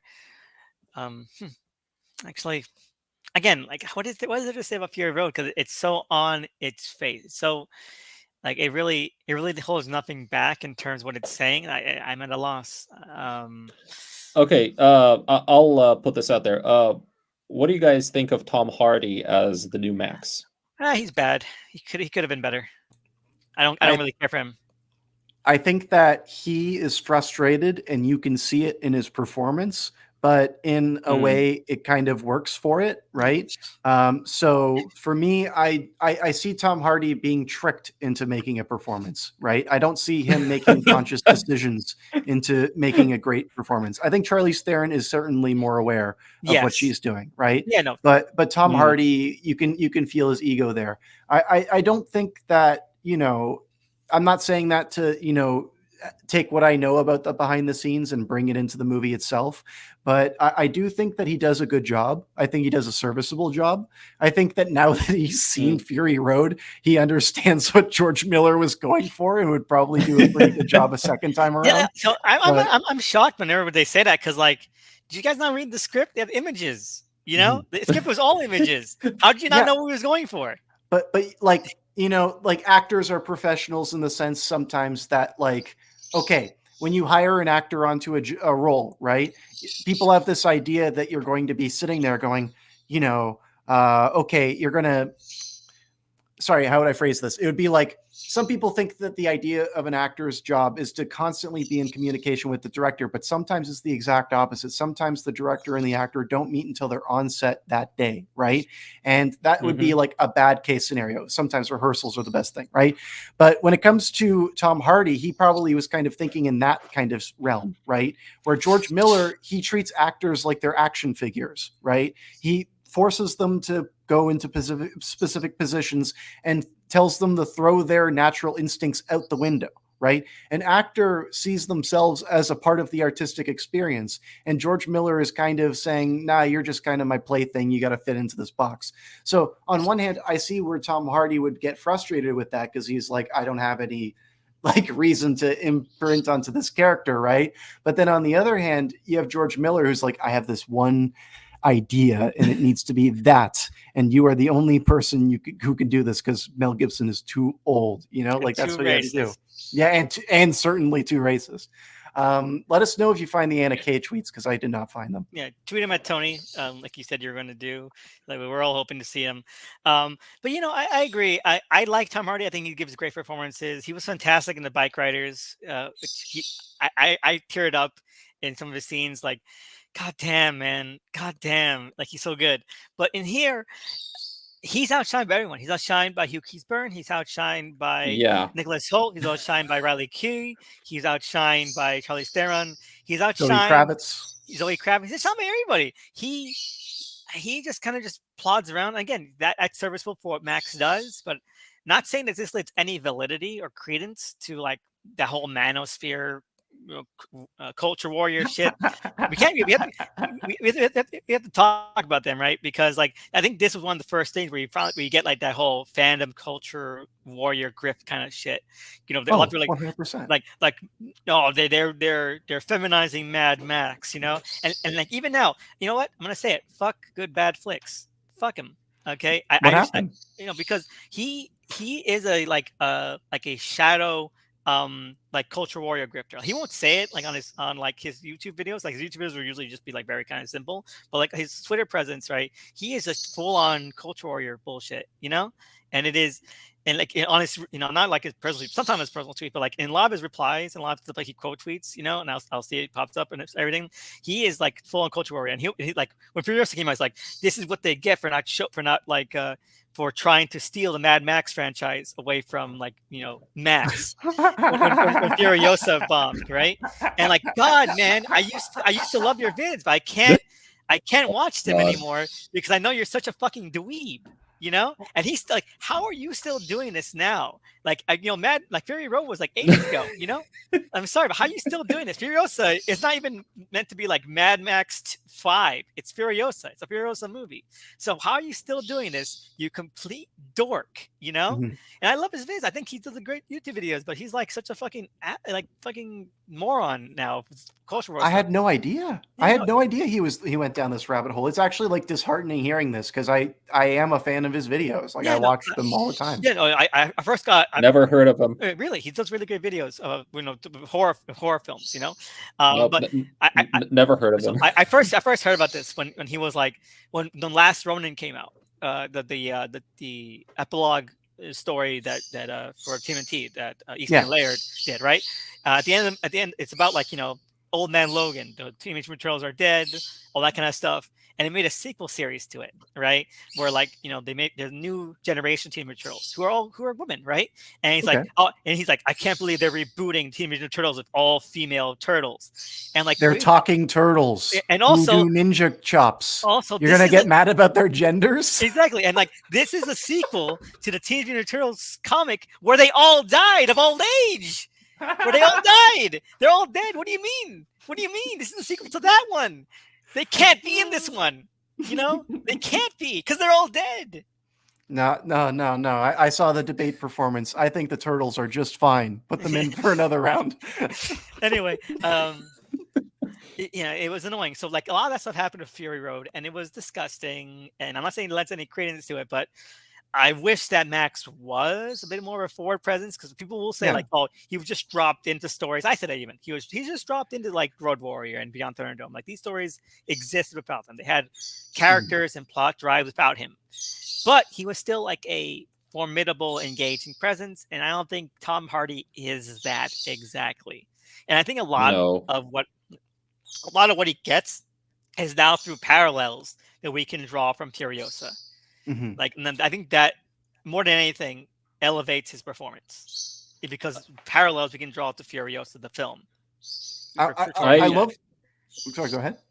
Sorry. I just want to say that, Tony, I think what you have said about Hardy maybe having a completely different or fundamentally different approach to acting and his craft, and that clashing with Miller's, I think it sounds very plausible to me. Like I just feel in that sense he was probably in the wrong film in a way. Yeah.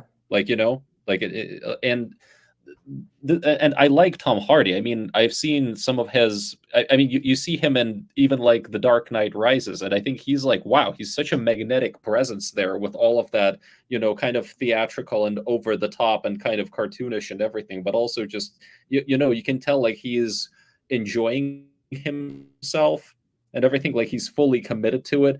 And here it's just kind of like he feels like I don't know, there's like no energy there. He feels like tired, and he feels like kind of bored, honestly, half the time. Which is sad. Yeah, no, but I want to say, like I've seen him, but I mean, if you watch Venom, if you see the Venom movies, I'm like, okay, that is Tom Hardy at the top of his, like game, completely engaged and going in all of this like weird kind of, gonzo directions and everything, and completely like pulling everything towards himself, as a center of gravity. And here it's just like, well, he's serviceable, like he works in this context, but he's not like really. He's not outstanding. He doesn't have the Mel Gibson charisma or anything. To kind of like contextualize this in a way, I guess I'd say like Tom Hardy's Dark Knight Rises is very similar to Austin Butler's Dune 2 role, right? Where I'd say that like that's where they are. Like if we're looking at them on career parallels, how dare and if we're you? comparing, Austin Butler is so good as Big Rafa. He is so good. He is great. He is great. He's one of the best parts of that movie. Tom Hardy is nowhere near as good. I'm sorry. It depends on what movie, right? Because if we're talking Bronson, I'm going to go to bat with Bronson was awesome. Bronson all day. Exactly, right? And you're right about him when he's able to delve into these characters. And the reason I bring up Austin Butler specifically is because he's made a career out of being like, I'm actually Elvis, baby. Like that's him, right? And Tom Hardy was very similarly that way going into Fury Road. And now that we're kind of digging into it a bit more, I'll bring up the BTS stuff. Like behind the scenes, Tom Hardy like wouldn't come out of his trailer for hours. The production schedule was pushed back several times. That's the reason why Fury Road is often called a disaster behind the scenes, because both him and Charlize Theron were fighting with each other and then fighting with George Miller specifically individually, right? And it wasn't until the movie was done and they watched the movie back and they went, oh my God, that's what he was making the entire time. They literally both like released separate apologies being like, I thought you were making something completely different, right? Again, the script had pictures. How did they not know? again, what I was saying before about an actor's approach, right? An actor comes into a movie and they They not expect that so they're going to put their own impression onto it, but because George Miller is a masterpiece genius madman, right? He's just like Control taking freak, these probably. people. Yeah, and like we'll get into it with Furiosa, but like Anya Taylor-Joy has expressed the same concerns, and she's the same kind of performer as Tom Hardy and Charlize Theron, right? So it's this thing that keeps on coming up with these kinds of specific actors, right? Now, I just want to get back to the grifter point Elvis brought up because that's like perfect, right? Mhm. I think that it's more in line with the Furiosa commentary, and I think like when we get to that, we can dig into that a bit Why more. not? I mean, Yeah, unless anyone wants to talk more about Fury Road, let's get into let's just go into Furiosa. Furiosa. Yeah, I'm go ahead. down. Yeah, do it. Wait, can I just give one last thing? Yeah. After seeing Furiosa, I really kind of wish that uh we had Chris Hemsworth as Mad Max in Fury Road. In fact, he actually said that he Yeah. tried. He tried to get in touch with Miller back when the no back when the role was up for grabs, We need and an it didn't Aussie. work. Yeah. Mhm. Yeah, like but when I think about it, I'm like, holy shit! Like Chris Hemsworth would have been perfect for that, you know? Yeah, and you're right about Chris Hemsworth specifically because as an actor, he's somebody who is more malleable, right? He is somebody who allows for himself to be up to the whims of whatever filmmaker he's working with.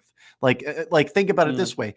He is very spotty as an actor, but he's massively successful because people like his personality, right? When you look at his career, right, he's got some hits and he's got some misses, right? But when it's a hit and he's clued in and the director knows what they're doing, he delivers a really strong performance, right?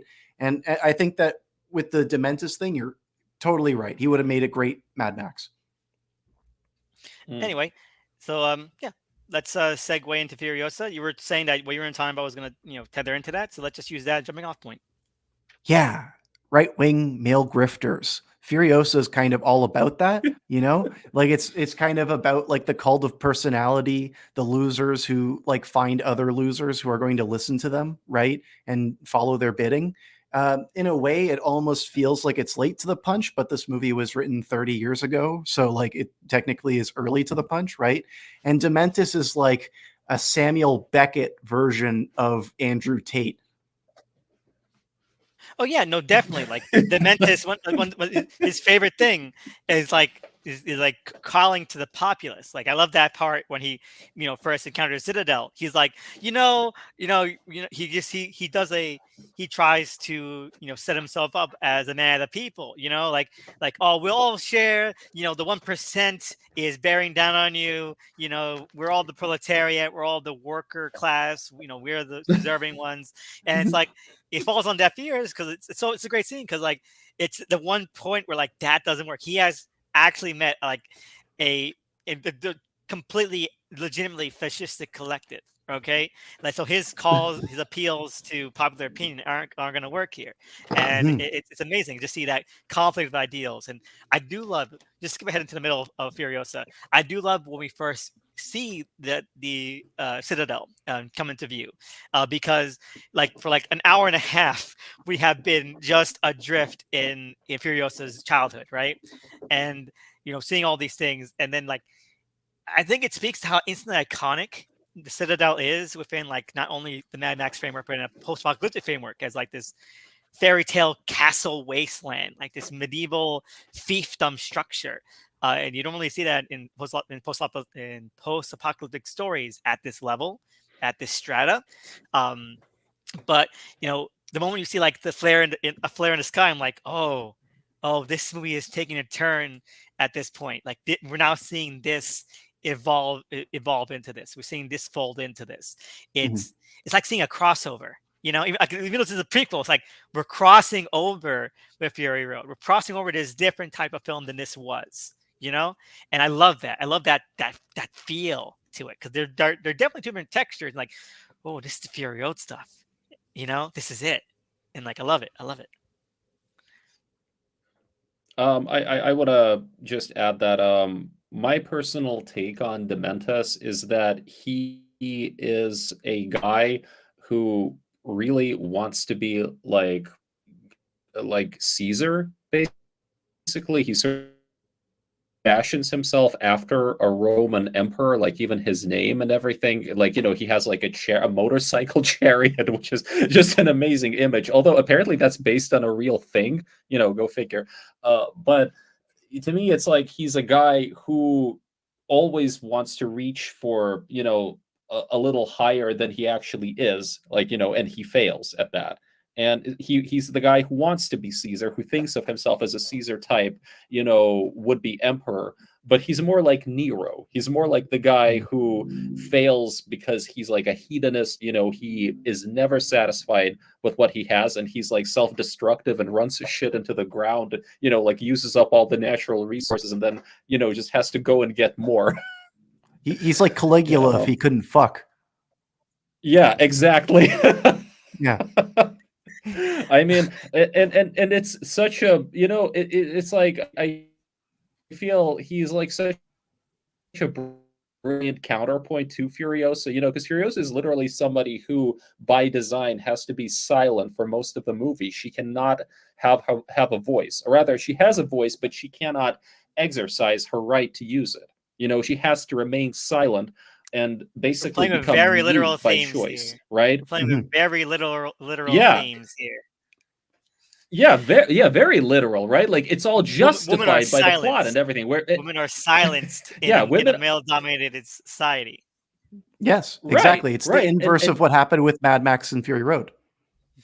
Yeah, and he's like, and he said, yeah, he talks like so much. Like I think he has like more dialogue than maybe like the previous two movies combined or something. You know what I'm saying? Like he like he out talks like every single character. Like more dialogue than any other character. And I hear like Chris Hemsworth actually got to improvise some of his lines, which is for a George Miller movie. Like that's crazy. From what I've heard, yeah. Like I mean, look, I don't know. This is secondhand information, but it seems to me that, somebody who has read the Furiosa script, like commented. I asked that person if he could pinpoint any differences between that. I think it was like the shooting script or something and the final movie, and he says Chris Hemsworth got to play around with his dialogue.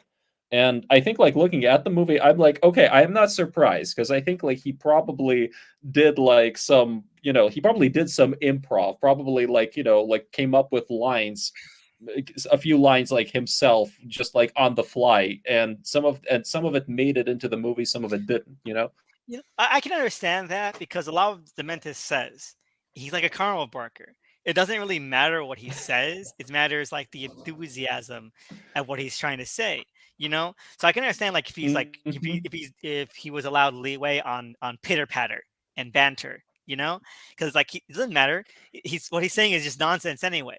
What it matters is like his force of personality.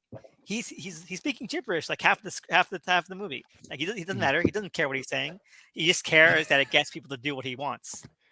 I think what's interesting is that over the course of the movie, people realize that everything that he's saying is completely like gibberish, right? That's why they stop listening to him halfway through. That's the whole thing with the cult of personality, bringing this back to your right-wing grifters or, your pickup artists who now have, subscription classes you can buy, right? These people only get their supporters because, like Elvis said, of the way they say things, and then backing it up with some kind of, thing that notions towards a preconceived bias that is held within those communities, right? And we see that time and time again. Resources are the things that are played into as motivating factors for these people. These people need something to live, and that is why they will listen to Dementis. But as soon as he cannot provide those basic resources, they are out. And that's what happens with every kind of grift. As soon as you can't back it up with some kind of material thing, they're all out. Now, Hell's Poppin said two things. I want to respond to the thing that kind of fell back before, which was George Miller kind of getting lost in their head in the middle of production, which is technically true because George Miller is also somebody who shoots their own what's it called? Second unit stuff. Like he is very involved with every frame that is made in a movie, right? So that means that every emotion that a director is supposed to put into a shot is there, right? And he is somebody who will get carried away and feel things through. That's why the production went so over on Fury Road. That's why Furiosa took as long as it did. Can I just briefly interject to say, though, I don't know how true this is, but I have heard um, that he might have had a mental breakdown during the filming of Fury Road, and in fact was not available to shoot the last, I think, like 2 months or something of production. So I think like Whoa, somebody else, yeah, had to help finish the production there. that's Yeah, my first time hearing about this. That's crazy. Do you know who? yeah. I don't know. But like I've read but I did some research into it, The and this spirit of comes Byron from Kennedy. Mhm.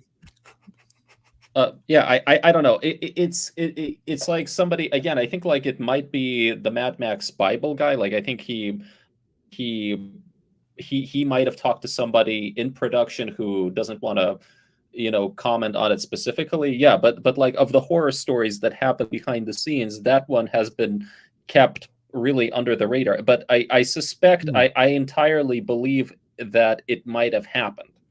Because as far as I know, yeah, that movie was such a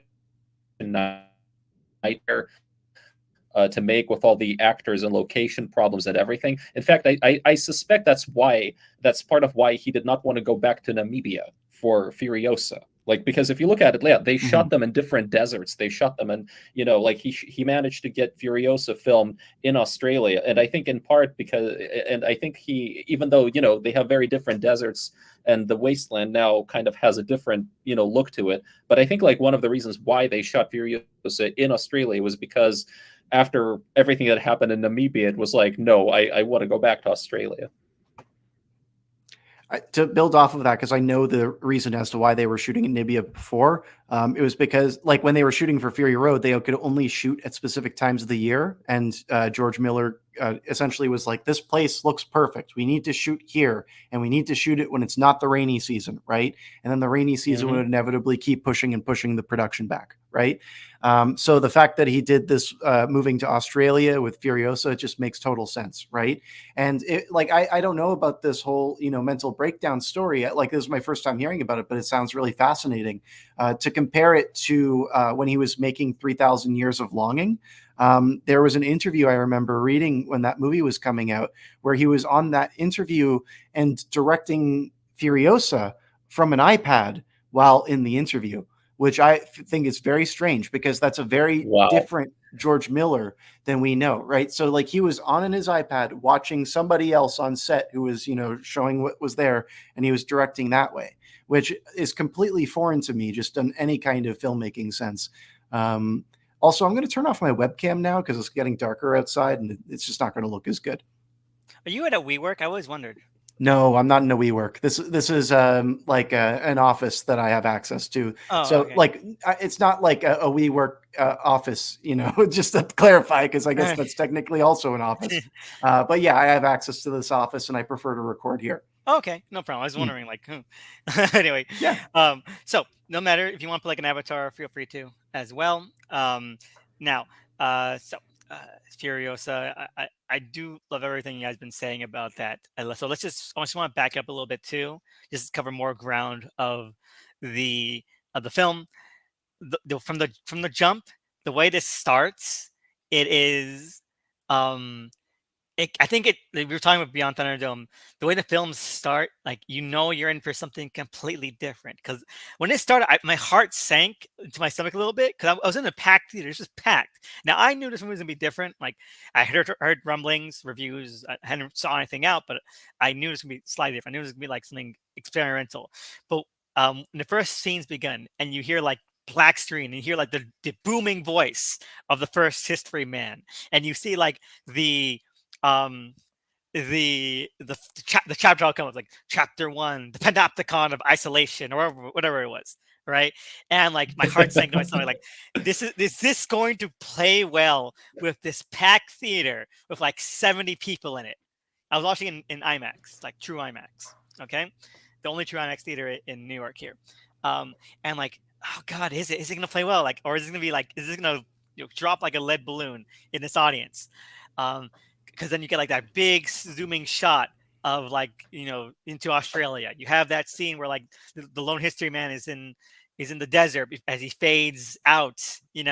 Like what is going on here? This feels so strange, so awkward, so odd, and yet as the movie goes on, it's like it's perfect. Like it kind of slaps you in the face. Like this is it. You are watching you're watching a story, you're watching a myth, and so it has this dreamlike quality.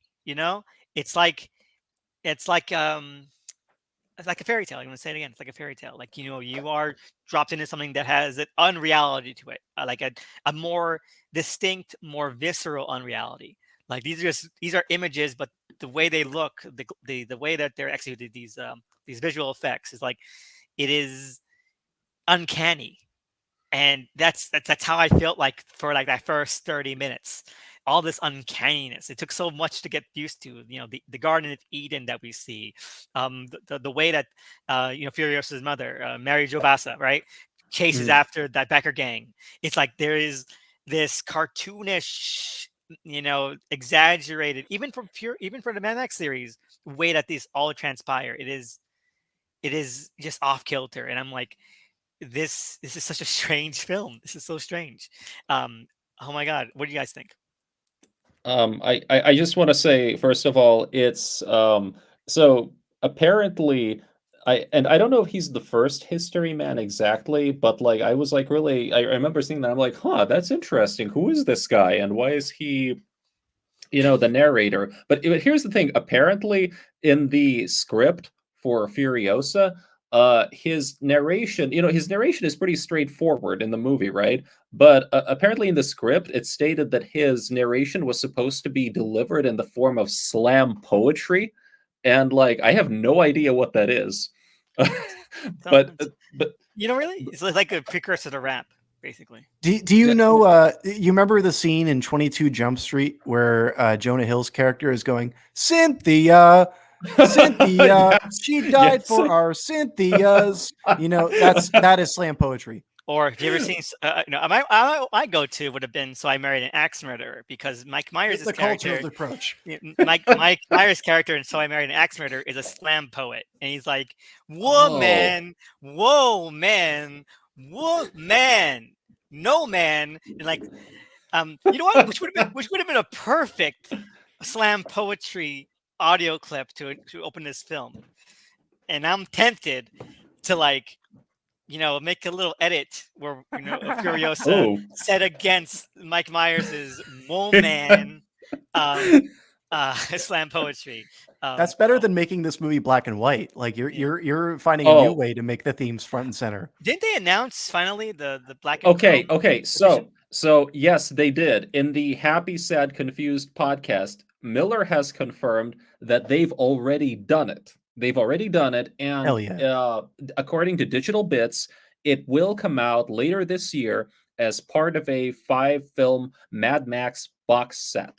So I'm pretty sure a standalone release will follow. Not sure when, but it will come out. Now, also, here's the thing: it's not exclusively. It's not pure black and white. It's what they call, Miller referred to it as tinted black and chrome. So tinted meaning that it's going to have select color elements. And if you look at the second trailer for the movie, which opens with Furiosa reaching for an apple, the peach, reaching for a peach. Okay, I'm pretty sure that is what we can expect from it. We can expect it to be mostly black and white, but select color elements like the peach, being all in color and everything. And I can totally imagine, the moment where Dementus gets his red, form or his red cape or whatever. Like, I totally imagine it being mostly black and white, except Dementus is all in red, Mm-hmm. Or at certain points, it would just turn into movies from like the 1920s where they would literally just paint over frames. Like, this is what I'm imagining when you're describing this. I'm imagining Sin City, Yeah, exactly. Frank Miller's influence. Frank Miller, George Miller, coincidence? I don't think so. Maybe they're related. The same Frank man. Miller wishes that he was a doctor. Okay. Yes. He's a doctor of emotion. I feel like he's surgical precision. Okay. Mm. All right. And Surgical precision in his comic books. yeah, exactly. I want to get to what you said before about the uncanny nature of this movie, right? Because something that we haven't touched on is the digital effects, right? That was something a lot of people were Oh, criticizing going into yes. this movie and criticized after the fact.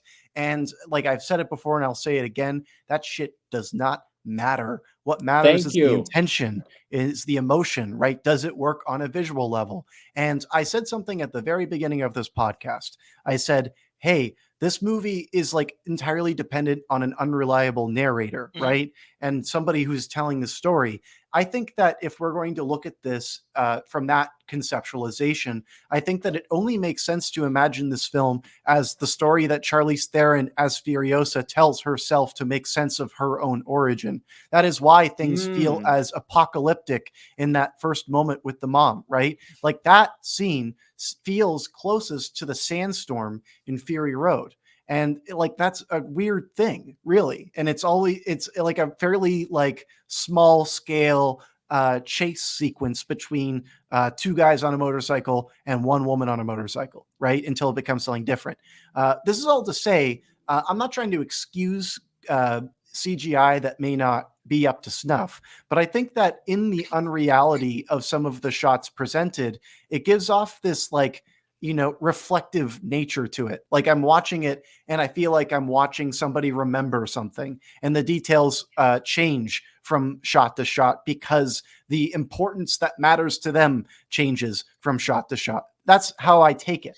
And that's not to say that the CGI ever gets that bad. I'm just saying that would be the way that somebody would picture something when they're looking back on an event. Yeah, and like we mentioned, and like I said at the beginning, this is the history man giving us the backstory of Furiosa after she's killed Immortan Joe, after she's won, after she's become this important huge trigger. So we're hearing about the individual moments that have made her who she is as told. So everything has to make sense in some kind of way. Everything has to be big, important, has to be mythic, has to propel her, you know? And I think the movie works in that sense, but also at the end of the day, what it's 100% literal anyway. I take this as 100% literal. Why not? It's a fantasy film. Yeah. It's of that nature. It's of that kind. I don't need this to be like, oh, what if they're lying, or what if this is like half remembered memory. No, what if it just is what it is. That works as well. That's perfectly viable as well. And at the end of the day, that is just as exciting and as interesting and as emotionally engaging for Furiosa if this is exactly what happened anyway.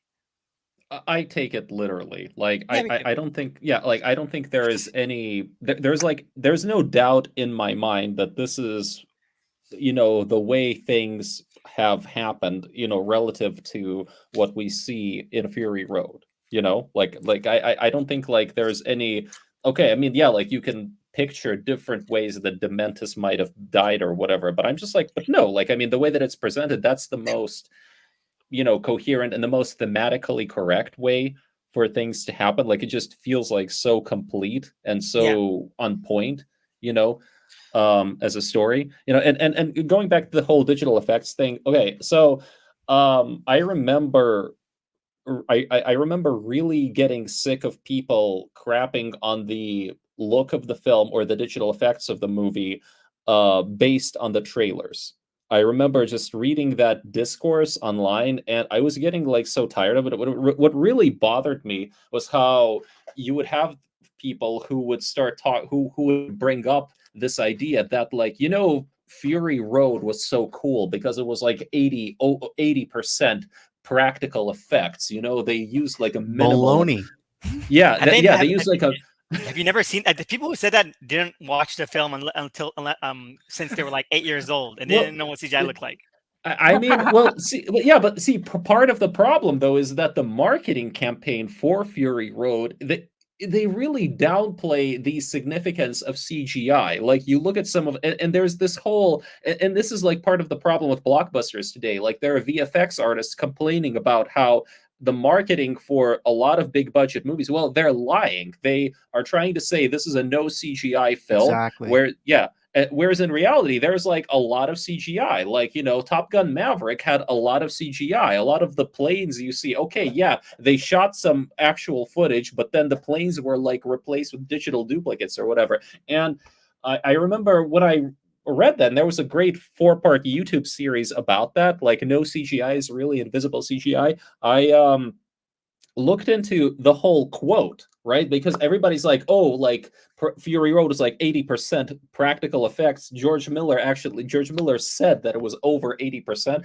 And like I just did my research and I was like, wait a minute, when did he say that? I looked back through a lot of interviews with Miller, and it's like he never once makes that claim. Like, I have no idea where it came from, but like in all the interviews I found, he talks about how no, well, we didn't have that much CGI. Well, it wasn't like a green screen movie. It was but like, okay, so he says that stuff, but he doesn't ever say it was like 80% practical effects. And a few years later, he goes like, okay, actually, we had a lot of CGI. Almost every single shot in it was CGI. And then it's like Sorry, go ahead. I want to catch you up because I feel like you can say that all the time. Yeah, but sorry. No, but I do think that what you just said speaks to the different generation of filmmaker that Miller is. Because at that time, when he thinks CGI, it probably means like, oh, we did everything whole cop. He's probably thinking of like Tron. He's probably thinking like, oh, CGI? No, we were like on set. We were like on set. That's not CGI in that sense. He's probably thinking like that when he was saying stuff like that.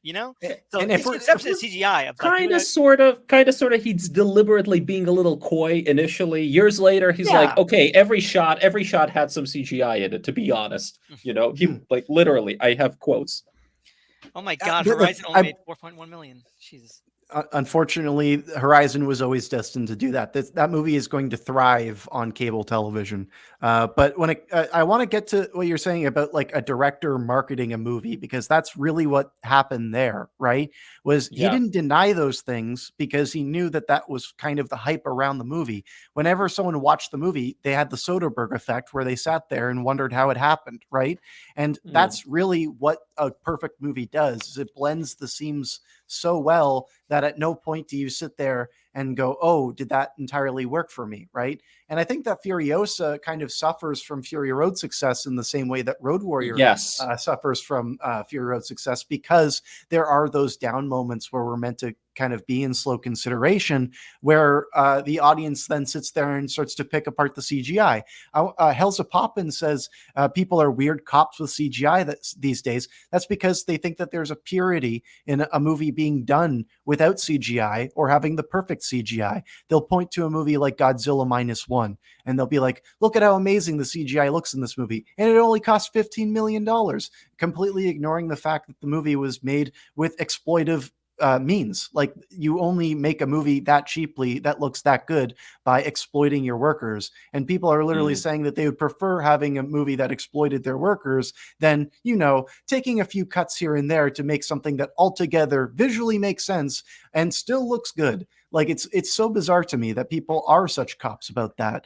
And to go back to a specific point that Elvis was talking about, in the sense of like removing all of the fable talk, removing all of the fantasy talk, and saying that all of this is taking place within the mind of a person. Yeah, let's throw that in a box and throw it away. Let's talk about this movie in a literal sense. I think this movie is constructed in a building nature, right? Fury Road drops you in the middle of a chase and you never stop doing the chase. This movie is like a train revving up its engine, and then it starts to get really fast, and then it's fast right up until the end. And what's fascinating about this movie is the soundtrack, because the soundtrack tells the same story. If you go and if you go and listen to the Fury Road soundtrack, just throw it on and start doing something, right? You're going to want to fucking sprint. You're going to want to run down the road, right? Exactly. You can't not, right? But then if you listen to the Furiosa soundtrack, I remember I threw on the Furiosa soundtrack while I was like reading or something, and literally the soundtrack gets so quiet that I forgot I was listening to music. And that's kind of what the movie is doing. It's mounting, it's mounting, it's mounting until all of a sudden everything is happening all at once. I think that's great storytelling. No, definitely is. And I feel like that also lends itself to that eeriness of like the first like third of the film, because you're seeing all of this stuff, again, the big zooms of the planet, the history man fading in and out, the cartoony nature of the chase, and even like the horrific nature of like everything that's going on, with their attempted escape, Furiosa and her mother attempting to escape Dementis. And like the soundtrack, as you mentioned, is just a little bit quieter. It just lends itself to like this eerie, unnatural, dissonant, distant, vibe of the film, and like you're just hooked. At the time, I was hooked. Like it's so cool, but also it's like you're like Furiosa. You're being detached from what's going on. Like music draws you in, but this silence behind everything just detaches you. You're feeling it's almost voyeurish. Like Yeah. I felt weird, watching Furiosa watch her mother die, and you're drawn into her eye. Like Mhm. this feels perverse to be witnessing this. Well, where do we start with Furiosa, right? She starts as a sheltered child living in the Garden of Eden of this post-apocalyptic wasteland. The off-kilter nature that we're talking about, being ripped away from that and then thrown into the absolute depravity of the wasteland after the fact. We're along with Furiosa on that ride of discovery. And that's the secret trick of this movie that turns things that we've seen before into something entirely different, because now we're viewing it from this new perspective. This grander importance is applied to specific elements, and then as the film goes along, it pulls essentially the wool is removed from our eyes, and we're able to see that these people are a lot more pathetic and sad than we once thought they were. I just want to say, yeah, I completely agree with that, and I think it's it's fascinating that you don't really spend that much time in the green place, like at the beginning of the movie. I mean, it's interesting how even though the movie is, I think, a lot more deliberate, a lot more contemplative than Fury Road, it also does have it moves along pretty quickly, right? Like, I mean, I think it's barely like a minute into the actual story, right? Like she finds the apple, and then the very next moment, it's like, oh, okay, there are these like bikers who might, who will probably want to come back here, so we have to, so she goes like and tries to cut off their, Bike lines. yeah, that cut off their bike lines and everything, and then it's like off to the races, Yeah, like no, from there. yeah, I definitely agree. Like, the movie is long and it's building, but it's like it's building because so it's always moving, it's always developing, it's always progressing, it's always something new. Like you mentioned, you go from Furiosa as a Garden of Eden as a small child, then she gets kidnapped, then she gets meets Dementis, then she tries to escape, then she's a prisoner, and then Dementis is building his horde, and then they meet the Citadel, and then they're start with the first battle of the Citadel, then she gets sold off, then there's the battle of Gastown, and then there's Battle of the Boulevard. It's always propulsing, and for as long as this movie is, I was never bored. I never felt the runtime. Honestly, I was like, this is a lengthy, substantive film. It's very Mhm. satisfying in that A way. lot of plot. A lot of Mhm. plot, a lot of characterization. It is hefty. It is like reading a tome. It is, and that's what, and Mhm. I love the chapters because it is like you're reading this fantasy epic. The Citadel is like a citadel. It is like we were talking about when I was with Tony, talking about Kingdom Planet of the Apes. Like you feel like it is like a fantasy adventure, like much like Planet of the Apes. Like it is in that mold. Like you do have like a warlord, you have a king, an evil king, you have evil advisors, you have despotic sons, you have all this kind of stuff. It is medieval, and it like all it's missing is like a magician. That's the kind of thing that's the kind of thing that it's at. And Well, wait a minute. The history man is oh, kind of, it's kind of like magician, yeah. Yeah. yeah, he is. He's the Merlin here. Once some future king, huh? Furiosa, she'll come And again. like, yeah, he is a very mysterious character, right? He seems to have this ancient knowledge, and he's just kind of there. I mean, it's fascinating to me how, at the end of the movie, it's like, before she takes down Dementis, it's like you see the aftermath of the Wasteland War, and like the history man is just kind of there next to maybe a white flag or something, Just and it's kind vibing. of like, Yeah, and it's like nobody does anything to him. It's like he exists above the narrative at that moment. He's just kind of, yeah, oh, okay. I mean, I'm like, wait, is he going to be a prisoner now, or is he going to work for them, or whatever? But it's like you don't know how old he is or whatever. He's just like this ancient sage, like ancient guy. Like, yeah, so I can totally see him as a wizard kind of guy, from the And, ancient times. and at a certain point, he stops mattering in the narrative. He stops interacting with people in the narrative. Like for the first like couple of acts, he interacts with Furiosa, he interacts with Dementis. But at a certain time, he just becomes like an outside observer, and it kind of makes you think. And again, I think everything is completely literal, but it makes me think like, was he there? Like, was he actually there for any of this? After a certain point, or is he just passing along a myth? So that's my idea about that. But let's see here. Can I add one more thing? No, no, go ahead. So I suspect that at least at one point in the script development of Furiosa, I think the history man was supposed to be Miss Giddy. Mm. 100%. Because Miss Giddy is a history woman. That's never even mentioned in the movie unless you watch the deleted scene And of see her Fury. body tattoos, yeah. Mhm. Yeah, exactly. But she is a history like woman. So if you think about, the law of conservation of characters or detail or whatever, it would make perfect sense for her to occupy this role. But I think maybe one reason why that wouldn't work is because, well, Miss Giddy dies, I think, in Fury Road, one way or Oh the other. yeah. Yeah, so she couldn't be the narrator or whatever, like otherwise. I don't know. That's what I suspect anyway. Oh, I, Mhm. I I totally agree. I think that probably was, yeah, that could have worked. Yeah, no, I can see that. I can see like that being the case there, and that being like their fix for it. So There let's was something I wanted to bring up before. We go were ahead. talking about fantasies before, right? And we were also talking about westerns. I think that Furiosa reminds me a lot of Sergio Leone westerns, specifically, like specifically For sure. Good, Bad, the Ugly, right? Like especially when we get to the 40-day war that happens in the middle. That's very reminiscent of the Civil War segment Mm. of Good, Bad, the Ugly. And the reason I also bring up that movie is because that movie is kind of like a bunch of like fools trying to get like a treasure, right? And the treasure is kind of in naught, right? It's more about like the characters and how they evolve. And like the movie literally ends with Furiosa driving off into the sunset. I think the parallels of Furiosa being like almost an old style Western hero, it's very plain to see. Okay, so I'm glad you brought that up because what's upon a time in the West? What's upon a time in the West? Yep, Okay, exactly. you have a Yep. child who waits and is silent and just does not give anything away until the very end, in which when they get their revenge as a full grown adult, you know, and like the harmonica. Remember me, harmonica. It's, Mhm. Hmm. it's perfect. It's perfect. It's what's behind the West. It's definitely that kind of stoic, silent, Western vengeance character. 100%. Hmm.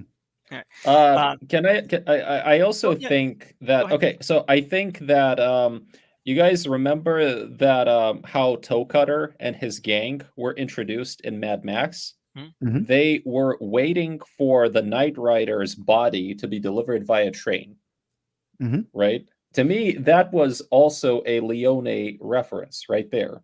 Remember, because it's like Once Upon a Time in the West opens with what those three guys waiting for someone to get off the train. Mhm. Makes sense. There's a direct parallel there. And I made the reference of Beckett before, like the surrealist playwright. Yeah. I think that Beckett's influence is all over the Dementis character in the sense of like raving madmen who say a lot and don't have like aren't really saying anything, you know? Mm. And I think that the thread of these people who are like waiting in vain for their salvation to come and it never comes and they're just looking like fools. It's very close to Waiting for Godot. Just saying. Hmm. I can definitely see that. Now, let's see. I feel like we seeded enough of like Furiosa parallels in like the first couple of Mhm. movies already when we discussed those.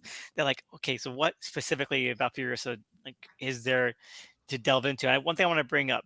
Okay, and we're doing it out of order anyway. One thing I wanted to bring up, and I love this. Mhm. I loved it in Alien Covenant, but I love it here as well, even though it's like the complete opposite mood and tone.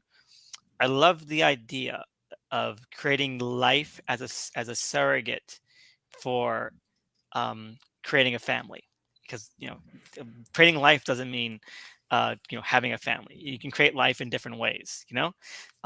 So in Alien Covenant, you have this very kind of cynical and horrific version of that. You have let's see, in Prometheus, you have David, who was an infertile, sterile android, and he is in love, horrifically, obsessively, dementedly, with Elizabeth Shaw, who is a woman who is infertile. She's barren, right?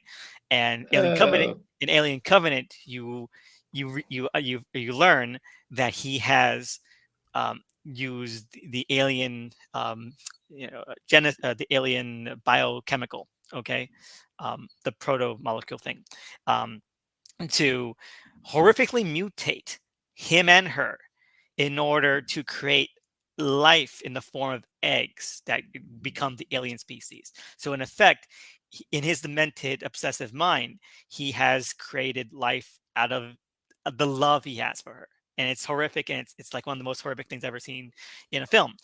So, like, basically, his love for the alien species comes out of, like, this is the children that he had hoped they would have in his addled, disturbed android mind. All right, and then so I'm just bringing that up. I love how it's also done here in Furiosa, like, which is much less horrific. It's a lot more heartwarming, even though there's elements of just ugliness to it as well. Where Furiosa has the peach seed throughout the entire film. Like, her mother's last words are, "Take care of this peach seed. Find home and plant it." Right, and she ends up getting this bond with Praetorian Jack, her mentor, and the last Praetorian, I would assume, because you don't see any Praetorians in Fury Road, and she's an imperator by then, so whatever. And they end up getting a close bond. And there've been some debate about whether or not it was romantic. It's romantic. Yeah, no, they were in love. I don't see how anyone could say anything different. They were Hmm. 100% in love, and they were going to run away together. So whatever. To the green place. There's might been a not green. be a physical love, but it was Yeah. definitely love. Yeah, it was definitely love. And so I really liked that. At the end of the film, she does plant the peach tree, and it's at the place that they share together. It was at their little hovel together that she plants the peach tree, home, and that sprouts forth life. That Mhm. sprouts forth, living fruit, a living tree, a living organism of some kind. And like, I love that. I love the idea of creating life as opposed to for family, like that love created life, even if it isn't like a natural sort of family. It's something that it's tangential, that exists in the world now. Mm. And I loved it. I loved that that's such like a heartwarming, touching moment to me, and it's one of the favorite things I've ever seen. It's If magical. if we're What talking, sorry, go ahead. but what do you make of the fact though that it's basically growing literally out of Yeah. Dementus's body? Because So to me that like suggests, okay, there's something dark Yeah. there, you well, know. I've got a theory. something, that's the complete some context of her life, there. So it shows Mm. that you know her life is now would not have been you know would not have happened without Dementis. So from Dementis, you know sprouts the foundation of like this love she had. She Mm. would never have met Praetorian Jack without Dementis. So True. from something bad, something good came out of it. Simple as that. I, Moral I faith. think I think this movie is largely about Furiosa going on this large epic quest trying to find a man worth respecting, right? And she's constantly meeting these horrible dudes who are abusing everyone around them for small scrapes of land, right? And the love that she finds with Praetorian Jack, we could talk one way or the other about if it's romantic or It not, definitely right? is. Anyone who says different is a liar. Well, like for me, like I see that there is a level of giving over a sense of selfishness that happens when they are together, right? Because these two, they start to kind of essentially like give their lives over to what it means to be a road warrior, right? And comparing this to Dementis's arc, right? Dementis desperately wants to be a father. Throughout this whole movie, he wants to be a dad to Furiosa, right? And when he sees Furiosa at the end of the movie, he's like, "Oh, you're amazing. Like I did this to you and you are great because I did this to you." Right. And it's dark, it's twisted, but in his mind, he sees himself as the paternalistic father figure who defined her life. But the magic of Furiosa is that she takes that away from him in Oh the my end when she god. puts that peach tree there. Oh my And god. Oh yeah. just to end up my point there, the reason that she puts the peach tree in him, the way I interpret it, he wanted to be a father without all of the sacrifice. When you become a father, the whole point is sacrifice, and she forced him in a position where he ends up essentially becoming like a caregiver against his will. That's like the perfect tragedy that character could face. Oh my god. What you Oh, said, Tony. Wait, let me add on to this. Tony, what you just said about like, who made her, who gave her, who, put her through the situation, but it made her stronger, it made her what she was. Mhm. Fucking Ike Turner. Hey, I'm sorry, I, but like he, huh? he was her manager. He abused her, but it was under Oh. the context of pretext that he made Tina who she was. That through it, that's what gave him the I, license. That's what gave him the I think it's kind of the opposite the of that. authority. Yeah, I yeah, think it's no, kind of the opposite. I think that like Ike Turner willed himself into that position because yeah, he insisted that he was necessary. He's closer to exactly, like a Eugene Landy. exactly. Uh, So, yeah, but like, but it's definitely, I think, an inspirational touch point. true. I get it now. Yeah. Yeah. And so, like, I don't know. Again, it's like on the end of the fantastic. Everyone should fucking watch Beyond Thunderdome and respect it. If you don't respect Thunderdome, I'm sorry, you don't love the series. I'm gonna become one of those Last Jedi nerds, but for Beyond Thunderdome. I'm sorry. That's a better use of Oh, time. That's a totally better use cool. of time. If you don't like Beyond Thunderdome, I'm sorry, you just don't understand Mad Max. That's what I'm gonna say. um, I just want to say that my take on it is that what she does to Dementus, I think it's an amazing ending for one thing, and for another, it is like an alternate form of vengeance because in a way she's not even he kind of kept goading her, right? Like into basically giving him the least painful possible execution, right? And I think like here she chooses to, go her own way. In a way, she doesn't execute him, but she sort of puts him to a different use. I mean, it's basically like a living torture for this guy that's going to, it's like his agony. You can imagine that it'll probably last for as long as he remains alive, right? But also, I think that kind of goes back to one of the themes of this movie, which is that notion of constantly reusing and repurposing um Hmm. things that already, even in that initial chase, you see Mary Jabasa, like she shoots a guy and then she takes his motorcycle, or she'll take parts of that motorcycle and build up her own motorcycle, right? And make it stronger. So there's this notion of constantly, right, like of constantly building something new out of something old. What? And What are you I think saying? that's literally what she does with Dementus. She chooses not to ultimately, take her vengeance on him in a direct way, but to rather build something new, like out of that thing, out of that pain, out of that whole, like I mean, literally repurposing his body as a kind of fertilizer or Yeah. soil or whatever. So just thematically speaking, I think it's like the perfect ending. Like for me, there's like, okay, you can imagine these other different poetic executions or whatever, and I hear there were actually more of them, but this was just like, I'm like, okay, that is perfect. Hmm. And what's better, like for a patriarchal, egomaniacal maniac, than like having their dick be the source of their pain, right? Which is perfect. And you know what? He's smiling. He's having a good time. So Dementis is so fucking crazy. I love him.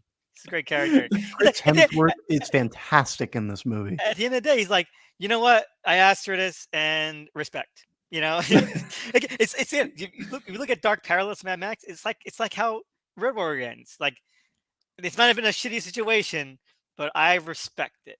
You know? But he's saying that though because he thinks that there's a universe where she hears that and is like, "Oh, okay," and lets him go. Because that's kind of the way that Dementus's mind works, right? Like he thinks that he can just kind of talk his way out of whatever situation, right?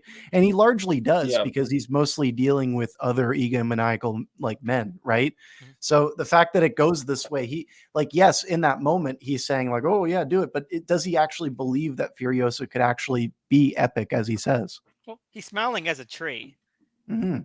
So like, Is he smiling or is yeah, he in no, pain? no, he's I smiling. thought I thought he He's was in pain no, Yeah. personally. I watched it. He smiles. He looks at the peach and he like he just smiles like, you know what? He Mm, even if he's in pain, he's like, I think he himself, like to the end, is like, I made okay. her do this. Like Mhm. I inspired her to do this. She is like Hmm. me.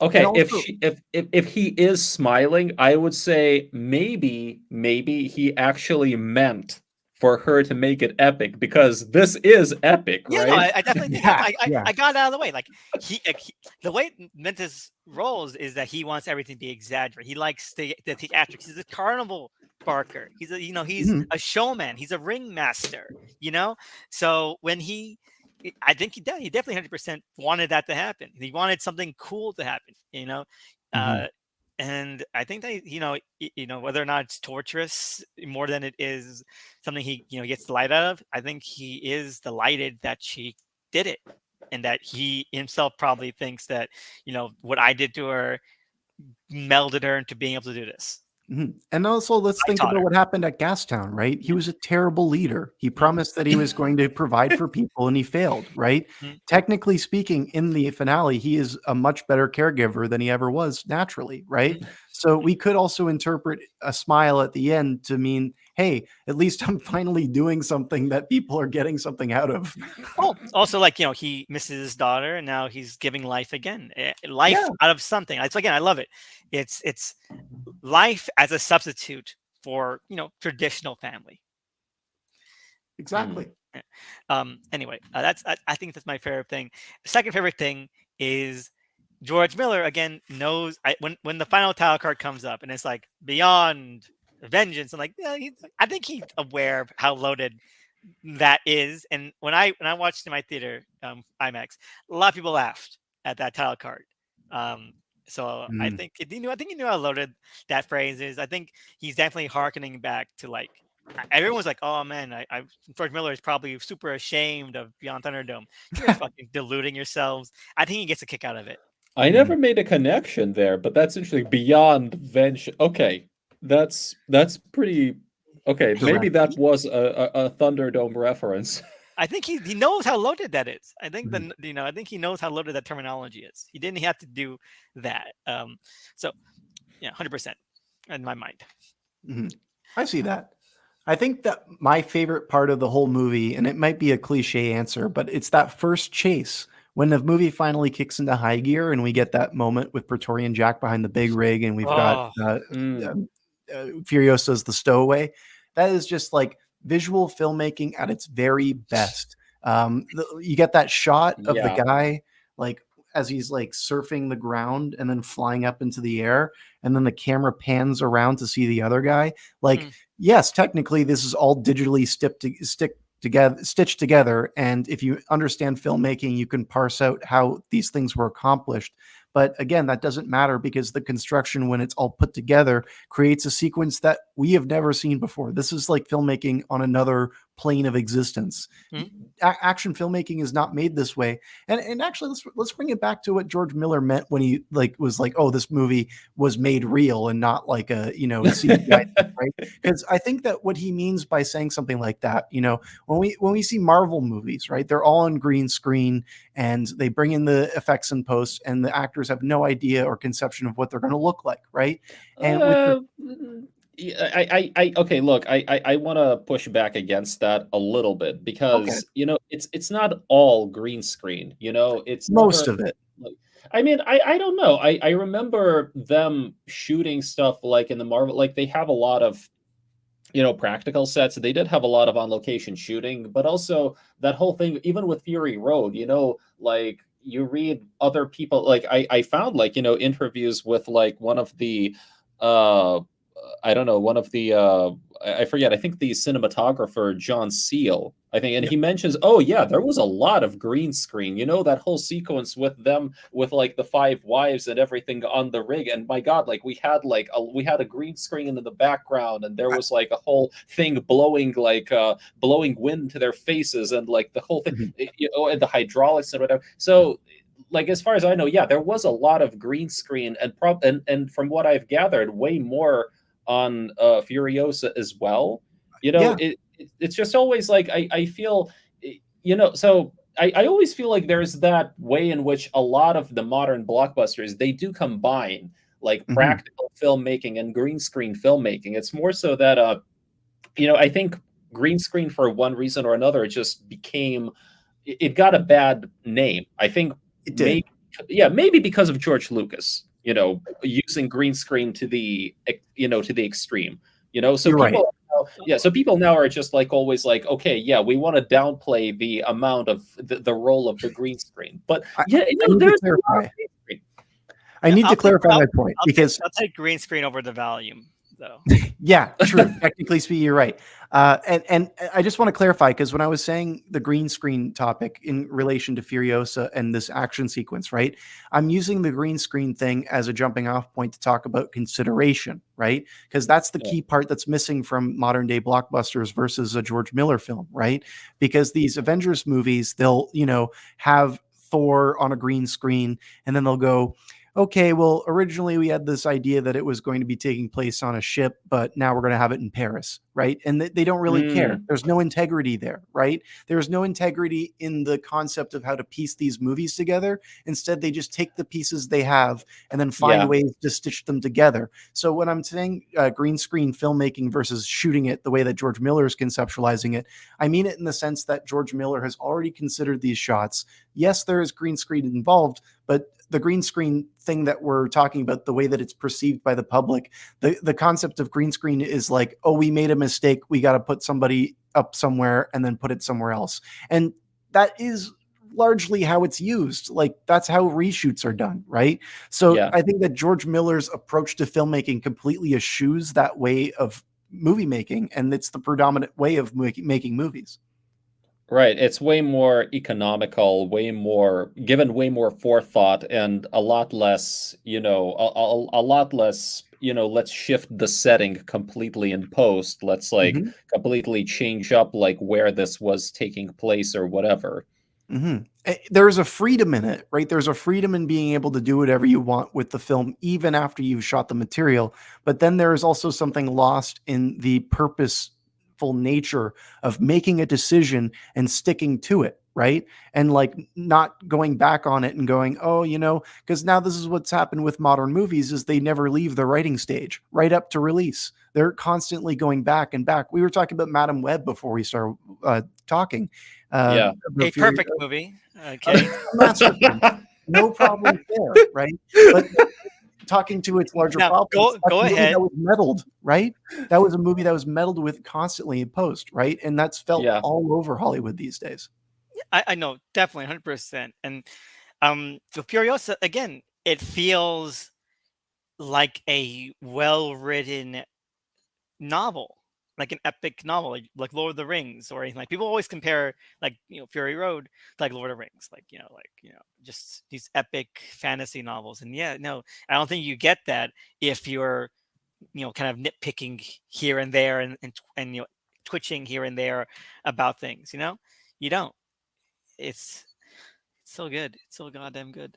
It is very novelistic, and I really appreciated that approach. I just appreciated how, you know, how paced it is, how, um, you know, I like how it goes back to being a bit more methodical, a bit about, you know, being not, you know, full on kinetic action all the time. Like it really gives you those moments to breathe and everything.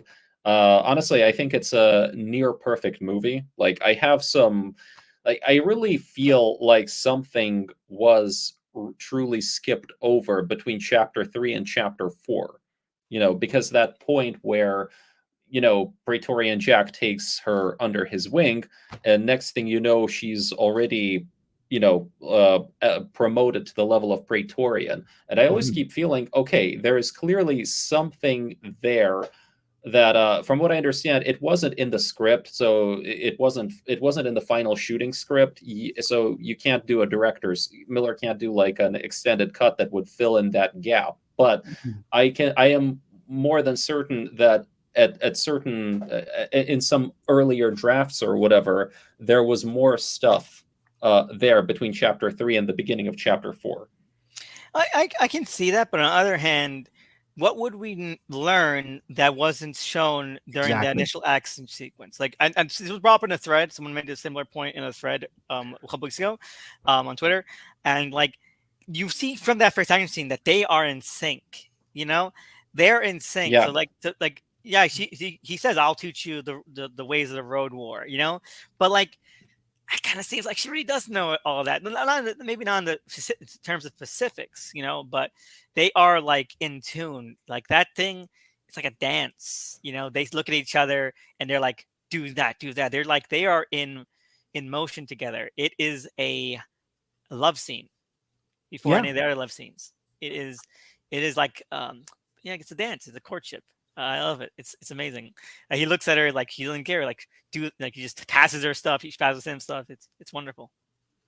Yeah, I think that like another movie would do the bridging of the gap between 3 and 4, and I think that it may even be the highlight of another movie if it, let's say, weren't directed by George Miller, in the sense that we'd see some cool character development, right? Mm. But ultimately, it is kind of like it's kind of retreading ground at that point, right? We already, like Elvis said, you already see their connection there, and then the next moments is when we start to get the loss of it all, right?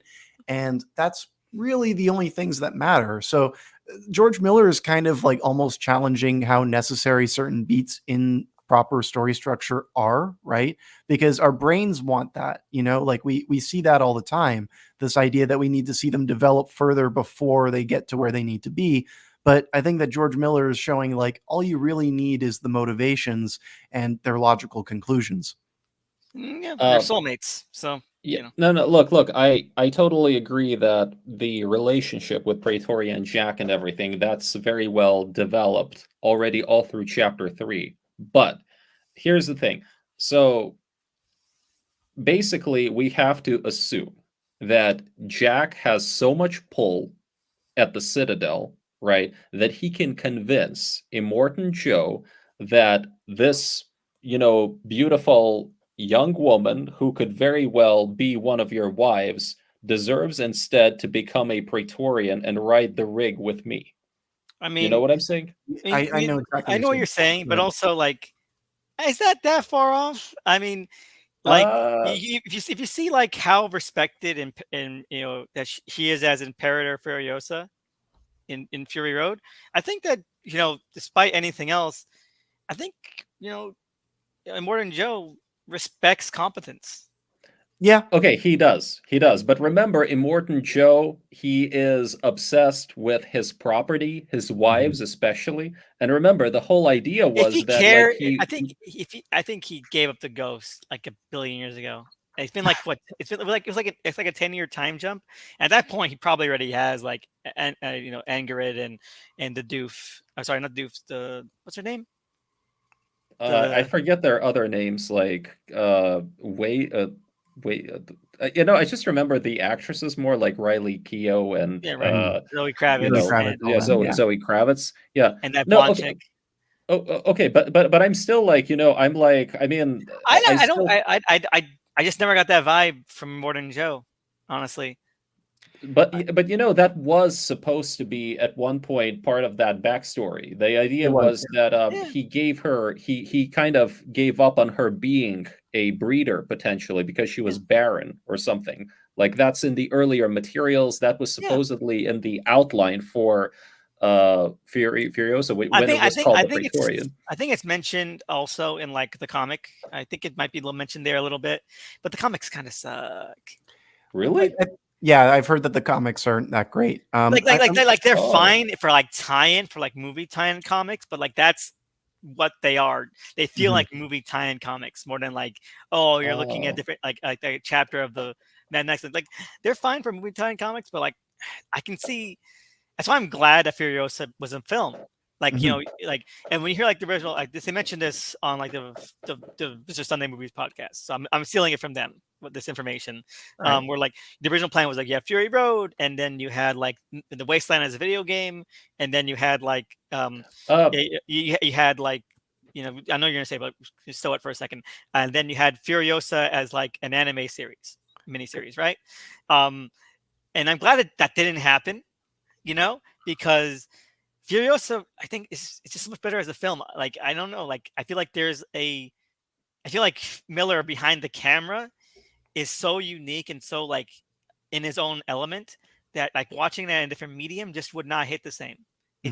It just wouldn't meet the same criteria. Though, even though like they did eventually come out with a video game where they used those notes for the Wasteland. It's not the Mhm. same video game that they would have made. They just kind of just decided to use the same assets.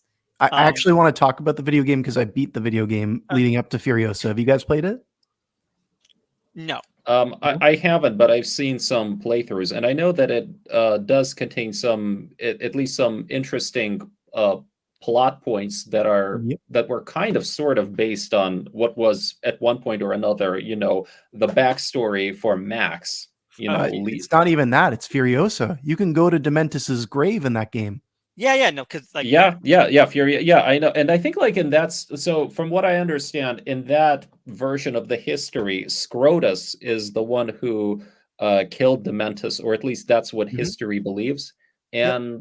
And it's interesting. What's interesting to me is that in the final film, Dementus is only ever. I mean, he's known as Red Dementus, Dark Dementus. I don't think anybody ever refers to him as a doctor.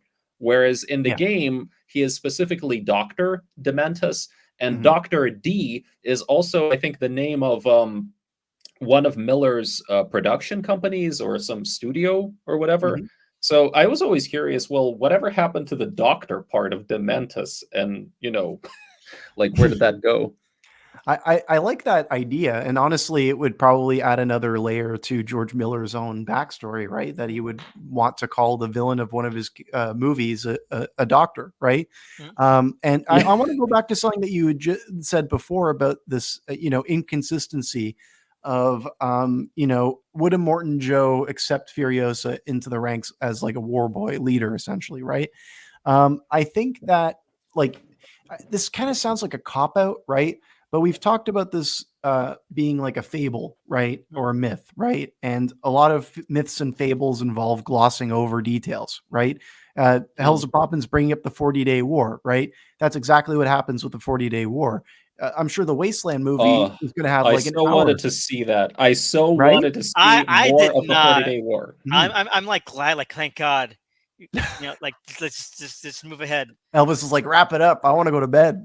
Well, and not wrap No, it but up, they, but they like build up to it so much. I mean, Yep. you see these armies about to clash, and then it's like a really cool montage. But still, Mhm. I was hoping to see some, card. And I kind of get why they didn't do it. I mean, there are all sorts of reasons. One of them being that Furiosa is like not in this battle, although I'm pretty Mhm. sure she was in some earlier version of the story. I believe that's where she was supposed to lose her arm at some, Yep. back when they made Fury Road. Mhm.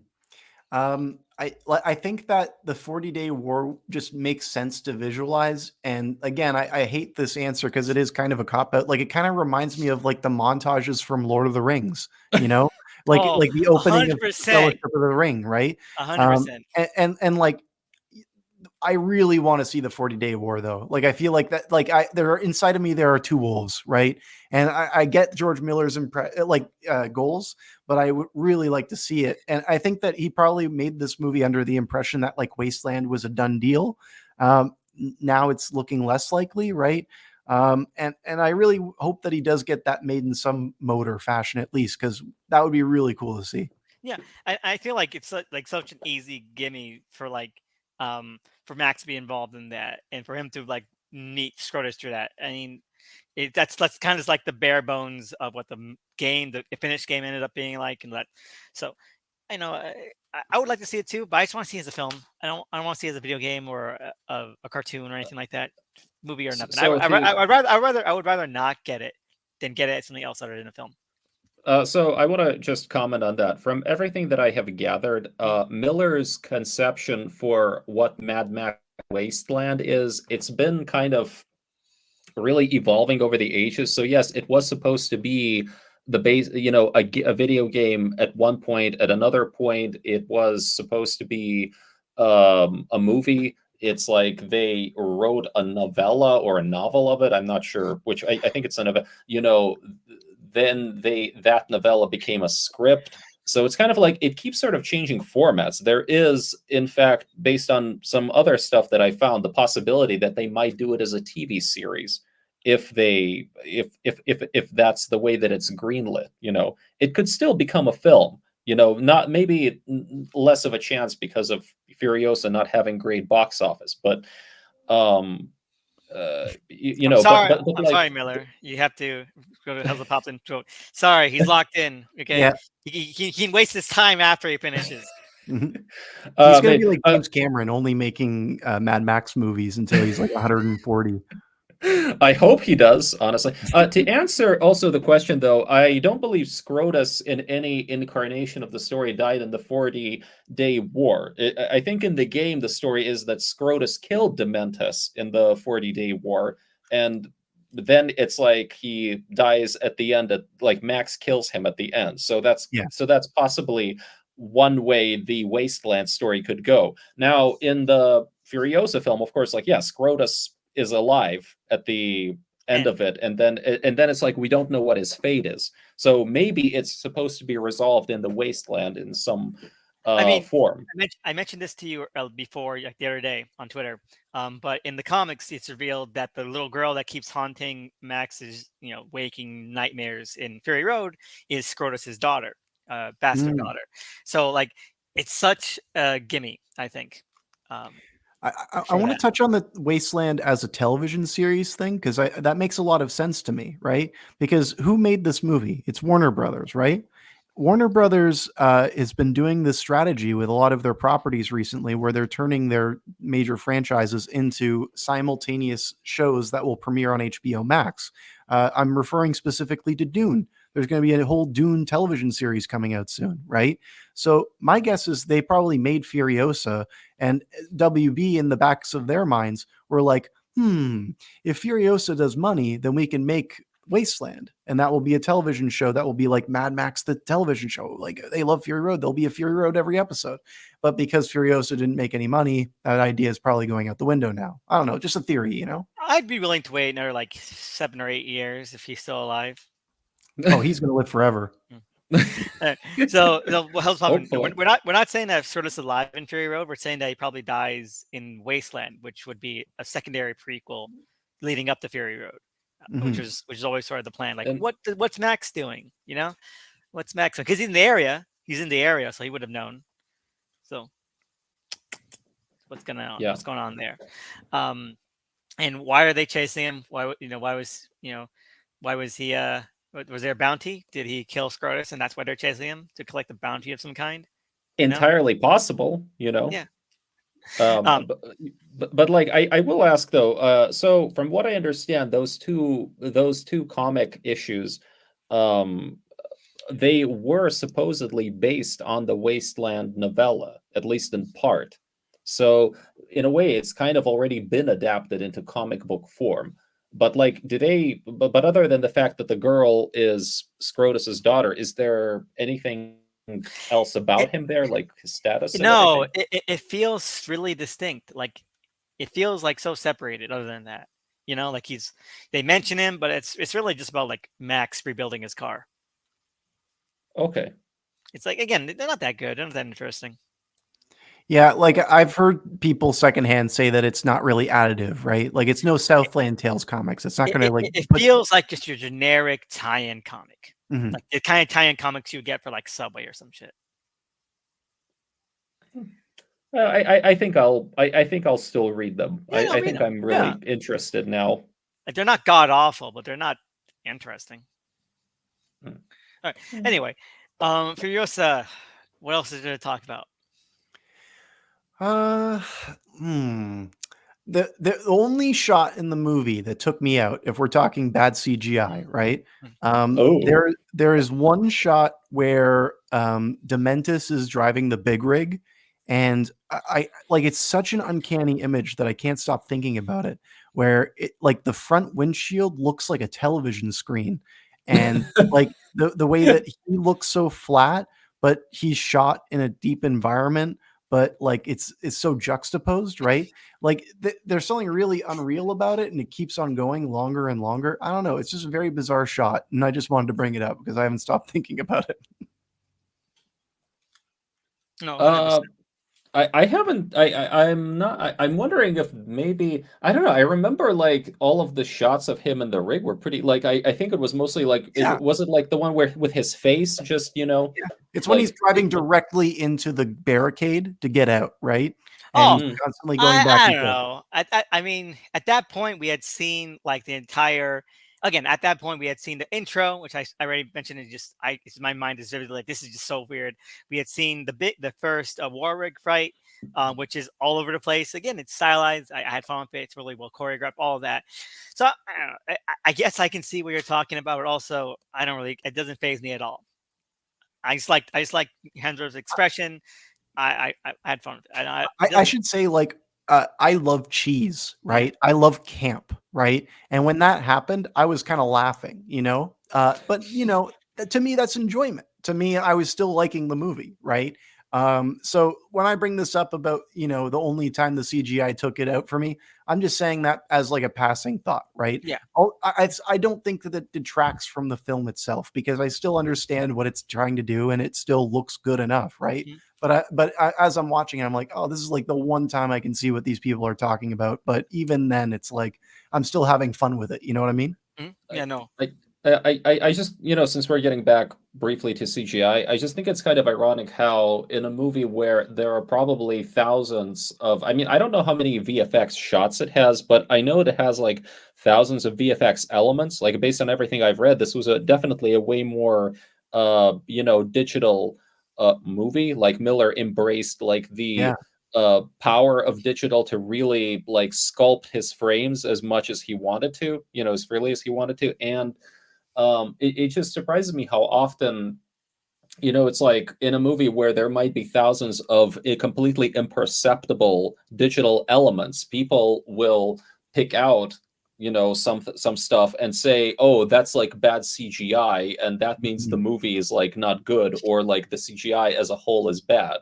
You know, but also, like for me, one of the most shocking effects in the film actually is the appearance of a Lila Brown. Because I don't know if you guys have heard of this, but actually they used AI machine learning algorithms to modify her face and Yeah. Yeah. combine it, yeah, with elements of Anya Taylor-Joy. And I was like, I never noticed that, never Me neither. anything like, Do you guys know how that was done? Like I know specifically what they did with that. Do you know like the what No, they did with that? no. Because they it wasn't even just that. It was that progressively scene by scene, they would age like they would slowly transition in the AI thing so it became almost indistinguishable. That's how crazy detailed this is, right? So that little kid actress is like the moment we first see her is the most she looks like herself. And then every scene leading up to that transition, they've slowly morphed her face into Anya Taylor-Joy's until we see her. That's what's so crazy about that technique. The AI implementation, I'm not so much of a fan of, you know, but at the same time, it still works. Well, it's just to like shape something. It's not like generating anything. That's the whole True. thing. It's not generative Yeah, AI. Yeah. that's the whole thing. yeah. But until we mentioned like the end, like, and I had to rewatch it when it came out digital to make sure. I thought I saw it in the theater, but it was kind of really dark. But as you mentioned, Mikhail, when you posted it the other Yeah. day, like the very last scene, it's Charlize Theron's face. Yep. It's not Anya Taylor-Joy's face. It's Charlize Theron's face, leading them. So was that like? So was that face replacement? Yep. Was that Yep. like? So it was face replacement, but what like They is it they like? did the same thing they did with the kid actress with Anya Taylor-Joy, and rather than doing it with the face as explicitly, they did it the voice. So like I thought originally that she was doing a really good Charlize Theron impression, but apparently they digitally altered her voice to sound more like her progressively at the final act of the movie. I didn't get to catch that. I just thought she sounded like Oh, herself. I didn't really notice that she sounded more like Charlize Theron. I honestly didn't. I That heard was it definitely interesting. during Dementis. Sorry, go ahead. No, I that's interesting. I hadn't known that. That's yeah, but I remember, yeah, like those scenes, those final scenes with her and Dementus. Yeah, her voice did sound different, but I A just little bit thought it was deeper. more like her modulating that voice, Yeah, like like That's what I thought too. like she's doing a little bit deeper. Like, but it didn't sound that much like Charlize Theron to me. It really didn't. Mhm. It really didn't. It sounded like her, like, trying to sound more growled. That's it. Mm. So I'm not quite sure how much that added. Honestly, it Yeah. might. It wasn't really needed. I don't think. But like the very final scene, when she's loading the brides up to the the rig. rig, that's Charlize Theron's face, and like that's really explicit because it's kind of weird because she doesn't look like it doesn't look like they're doing the Charlize Theron face thing I before think then. I think it's a new. Okay, so here's the thing. So if you read that early script for Fury Road from around 2002 or whenever, there was supposed to be a scene where you actually see Furiosa, like, I think while everybody's busy announcing stuff for like the Gastown, what it's like there was supposed to be a brief scene where you see Furiosa loading the wives secretly onto the rig and they're all in hoods, but it was supposed to take place during daytime, I Hmm. think. So there are two possibilities. Either one is they shot that sequence, maybe they shot maybe like an alternate version of that scene set at night for Fury Road, cut it, and then repurposed it here, as the final scene, or they shot a new scene based on that script. They shot it for Furiosa, with Theron, and Mhm. I'm inclined to think that they did indeed shoot it with Theron. um I think it for was Fury. confirmed that she was never on set though. Oh no, it's definitely a digital effect. So Really? I think No, so because no. that face looks really fucking weird. I also have to say, as supporting, Ah. right? The like Zoe Kravitz, all of the brides, right? They weren't on set either. Those were all No. Oh, AI faces. okay. Okay. So here's the thing. I don't know about AI. The thing is, the way that it's shot, though, all of the brides are you only see them from behind. They're No, all no. hooded. When she gives them the peach, you see some of their faces. So Yep. No, no, no, that's no, no, no, no, no, no. Okay. So when she gives okay. them the We peach, you see their faces. That's Zoe Kravitz's face. no, no, no, no, no. What I mean is, when she gives them the peach, that's still that's the part that's like the still stuff with Anya Taylor-Joy. You Yeah, see Anya Taylor-Joy. we're not talking about that though. We're talking about Yeah, like but yeah, the last scene. Okay, yeah, but I mean the next scene yeah, when they actually load them, that's that digital is effect. all. Yeah. So I don't know, but my point is that, like, you see them mostly from behind, and I Yeah, think maybe Riley Keough briefly turns towards the camera. So so I don't know. Maybe it was repurposed. Maybe it was shot for a Fury Road, but repurposed I here. don't think so because her face looks so fucking weird. It looks Ah, like copy and paste. It looks like that scene in Jurassic Park where the girl's stunt double looked up and they needed to replace her face in post. It looks kind of weird. I don't know. I think her whole body looks different. Like, I think her whole frame looks different. Like, I think the reason why the face looks so is because they covered it an extra shadow or Mm. whatever. So maybe Mm. you wouldn't be able to see that it wasn't exactly not Anya Taylor-Joy, you know? But it could. I mean, if that's the case, they would have just used Anya Taylor Joy. You know. No, We're I don't know. Oh, sorry. You go ahead. I was going to say, like, we're talking about a lot of the CGI effects in Yeah. this movie, right? Yeah. I would like to talk about my favorite effect in this Okay. movie, and it's Go ahead. specifically the silent film era. The crossfades in this movie go crazy. I love the crossfades in this movie, and every film editor will tell you that you're insane if you want to do crossfades. But I think this movie makes a case for crossfades being like one of the most important cinematic tools we have. That's all I wanted to say. Yeah, no, definitely. I think that just the visual language of the film, how it kind of every scene moves in together, it feels so fluid in a way I haven't seen in a while. Everything is like everything feels like one long scene. Every chapter feels like one long experiential chapter. Like this, it feels like this is just one extended sequence rather than like scenes in isolation.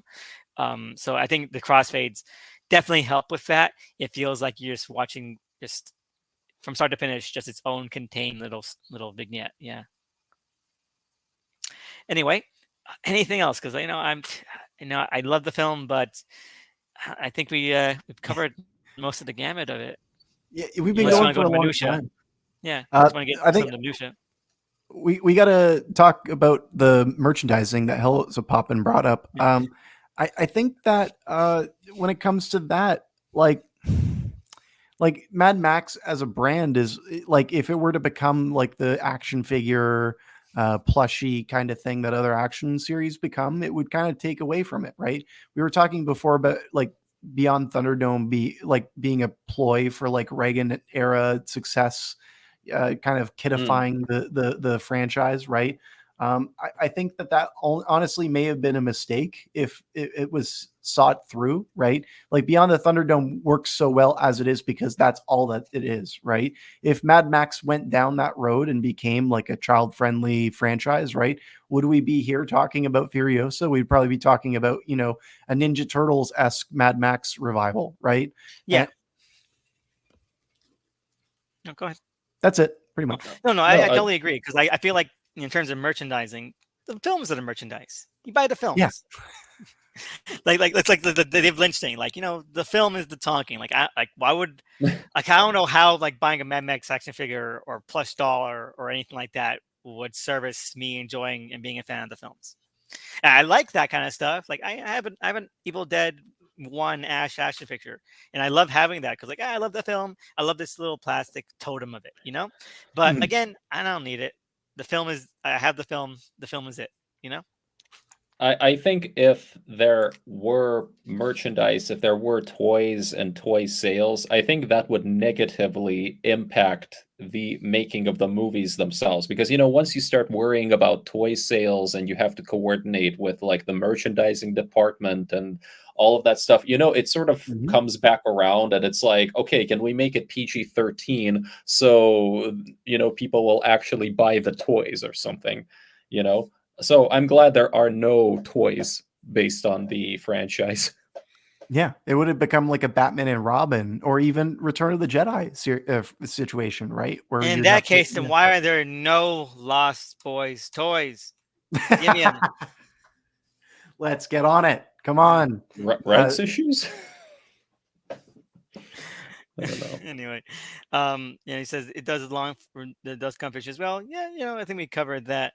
Um, okay, so I don't know. I'm pretty much done with Furiosa. If you want to guys wrap things up. I guess I would say that I am very, very happy that this movie exists, because it's like really the fact that Fury Road came out at all, it was kind of an anomaly, right? Like, I mean, they almost do not make movies like this anymore. Like, so, movies like so bold, so confident, like, completely like R-rated, but also seemingly, but also like big budget and so weird, right? So out there. So Fury Road's existence was already kind of a miracle, I think, and that this movie exists is even more miraculous. So I am just so happy that it exists. I hope that the Wasteland does get made because I think it would really complete the Fury Road trilogy. And it would also reframe Fury Road as kind of a crossover movie between Furiosa and Mad Max, because I kind of feel that's sort of the way that it was meant to be structured in that when all of three of those stories were, conceptualized. Like, this is like a big like I would love to see Fury Road as a big crossover sequel between these two different films. Mhm. There needs to be like a bridging of the gap, right? There's still something left explored, right? Yeah. With Furiosa and Fury Road being the only movies that exist. But the fact that we got either movies, to echo your sentiment, that's a miracle, right? We have movies that people don't make at this level or with this kind of attention to detail anymore, right? Action filmmaking has been smoothed out to like the easiest, safest way possible. And I get people who have like minor critiques about things that take them out about Furiosa, but like, and I don't mean to, just completely be on the side of a director, but I think that we kind of have to be grateful when stuff like this comes out. Like these are completely singular visions. This is the way that movies should always be made, and it's so rare, right? Furiosa is completely singular, and George Miller, like late in his life, he's finally expressing things that have always been there. And if he wants to make Mad Max movies until he dies, great, let him do it, right? If he wants to go and make Babe 3, that would be great too, right? He's one of those filmmakers who has such a mastery of the medium that he can do whatever he wants and it would probably be great. And Furiosa is great because it's like one of the only times a director thought through, okay, how do you make a prequel fresh again? That's what the magic of this movie is. And it also builds upon the themes that it had about women's autonomy in this particular movie. I think that it doesn't like make it as much the forefront as it is this tale of revenge, but it's also there and it's also as deeply meaningful. Ultimately, I think Furiosa is one of the very best Mad Max movies. I still think Fury Road is probably the best, but that's just because it's all killer, no filler, right? Furiosa, it's a more contemplative watch, and that also has its time in the sun. So it's a fantastic movie, and I wish that it got its flowers when it came out, because it'll certainly get its flowers in the years to come. 100%. And I'm so glad you mentioned that, because it does tie into one last thing I wanted to say, is that, he puts a lot of thought into it. It's very singular vision. And you can tell. And so I want to bring this up because I always hate when people post this, because they always post the incomplete quote, and it drives me fucking insane about Happy Feet 3. Okay. So people always post a quote that it's incomplete. So they only post half the quote, where it's like, oh man, if someone told me to make Happy Feet 3, I'd shoot myself or something. Right. And like, that's only half the quote. The rest of the quote is like, because I want to make sure that if I ever make Happy Feet 3, it needs to be a story worth telling for Happy Feet 3. Because but people always post half the quote, because they want to say like, oh, he hates the Happy Feet films. He's embarrassed by them. No, he puts a lot of love into those movies.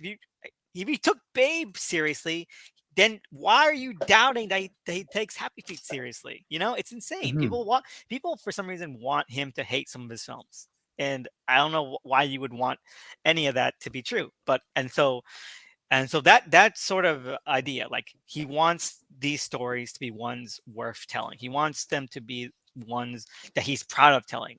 And when you think about Furiosa, like, he hung on to these ideas for like decades, and you can tell like he thought this was a story worth telling. He thought that this was a story that was worthy of making a film, putting all this effort and time and hard work into. And yeah, you know what, if he had an idea for Happy Feet 3, I wanted to make it, and just as much as he wanted to make Furiosa, so go for it. And whatever time he has left, he's getting up there. Every single film, why not? I don't think he's ever going to half-ass anything. And yeah, Hills of Poppin', I really do hate when the people misquote that, because he is a storyteller and he wants these to be stories to be proud of. And why shouldn't we? Why shouldn't we all be proud of it? I'm proud he made Furiosa. And you know what? Even if we don't get the Wasteland, these two as a duet, Furiosa and Fury Road, they're great. But I do hope we get like the full Citadel trilogy, the full Fury trilogy, So it'd be nice to see it through to the end. Yeah. Anyway, for sure. Give your sign outs. Where can we find you, Rolo? You can find me at Poor Old Rolo Tony on Twitter. You'll find me there shouting into the void, just like everyone else. And what about Mikhail? You can find me at MLS532 on Twitter, but also I run a Substack called textualvariations.substack.com. And yeah, you can find me there, like writing about movies and film revision a lot. I hope to write about Morbius next.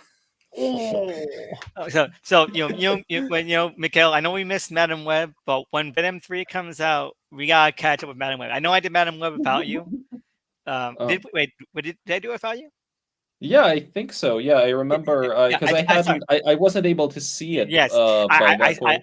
yes, I did it with Rollover and my other friends from the Comics Authority. So we gotta catch up with Madam Web. We'll do a double feature stream with Venom 3 when that comes out.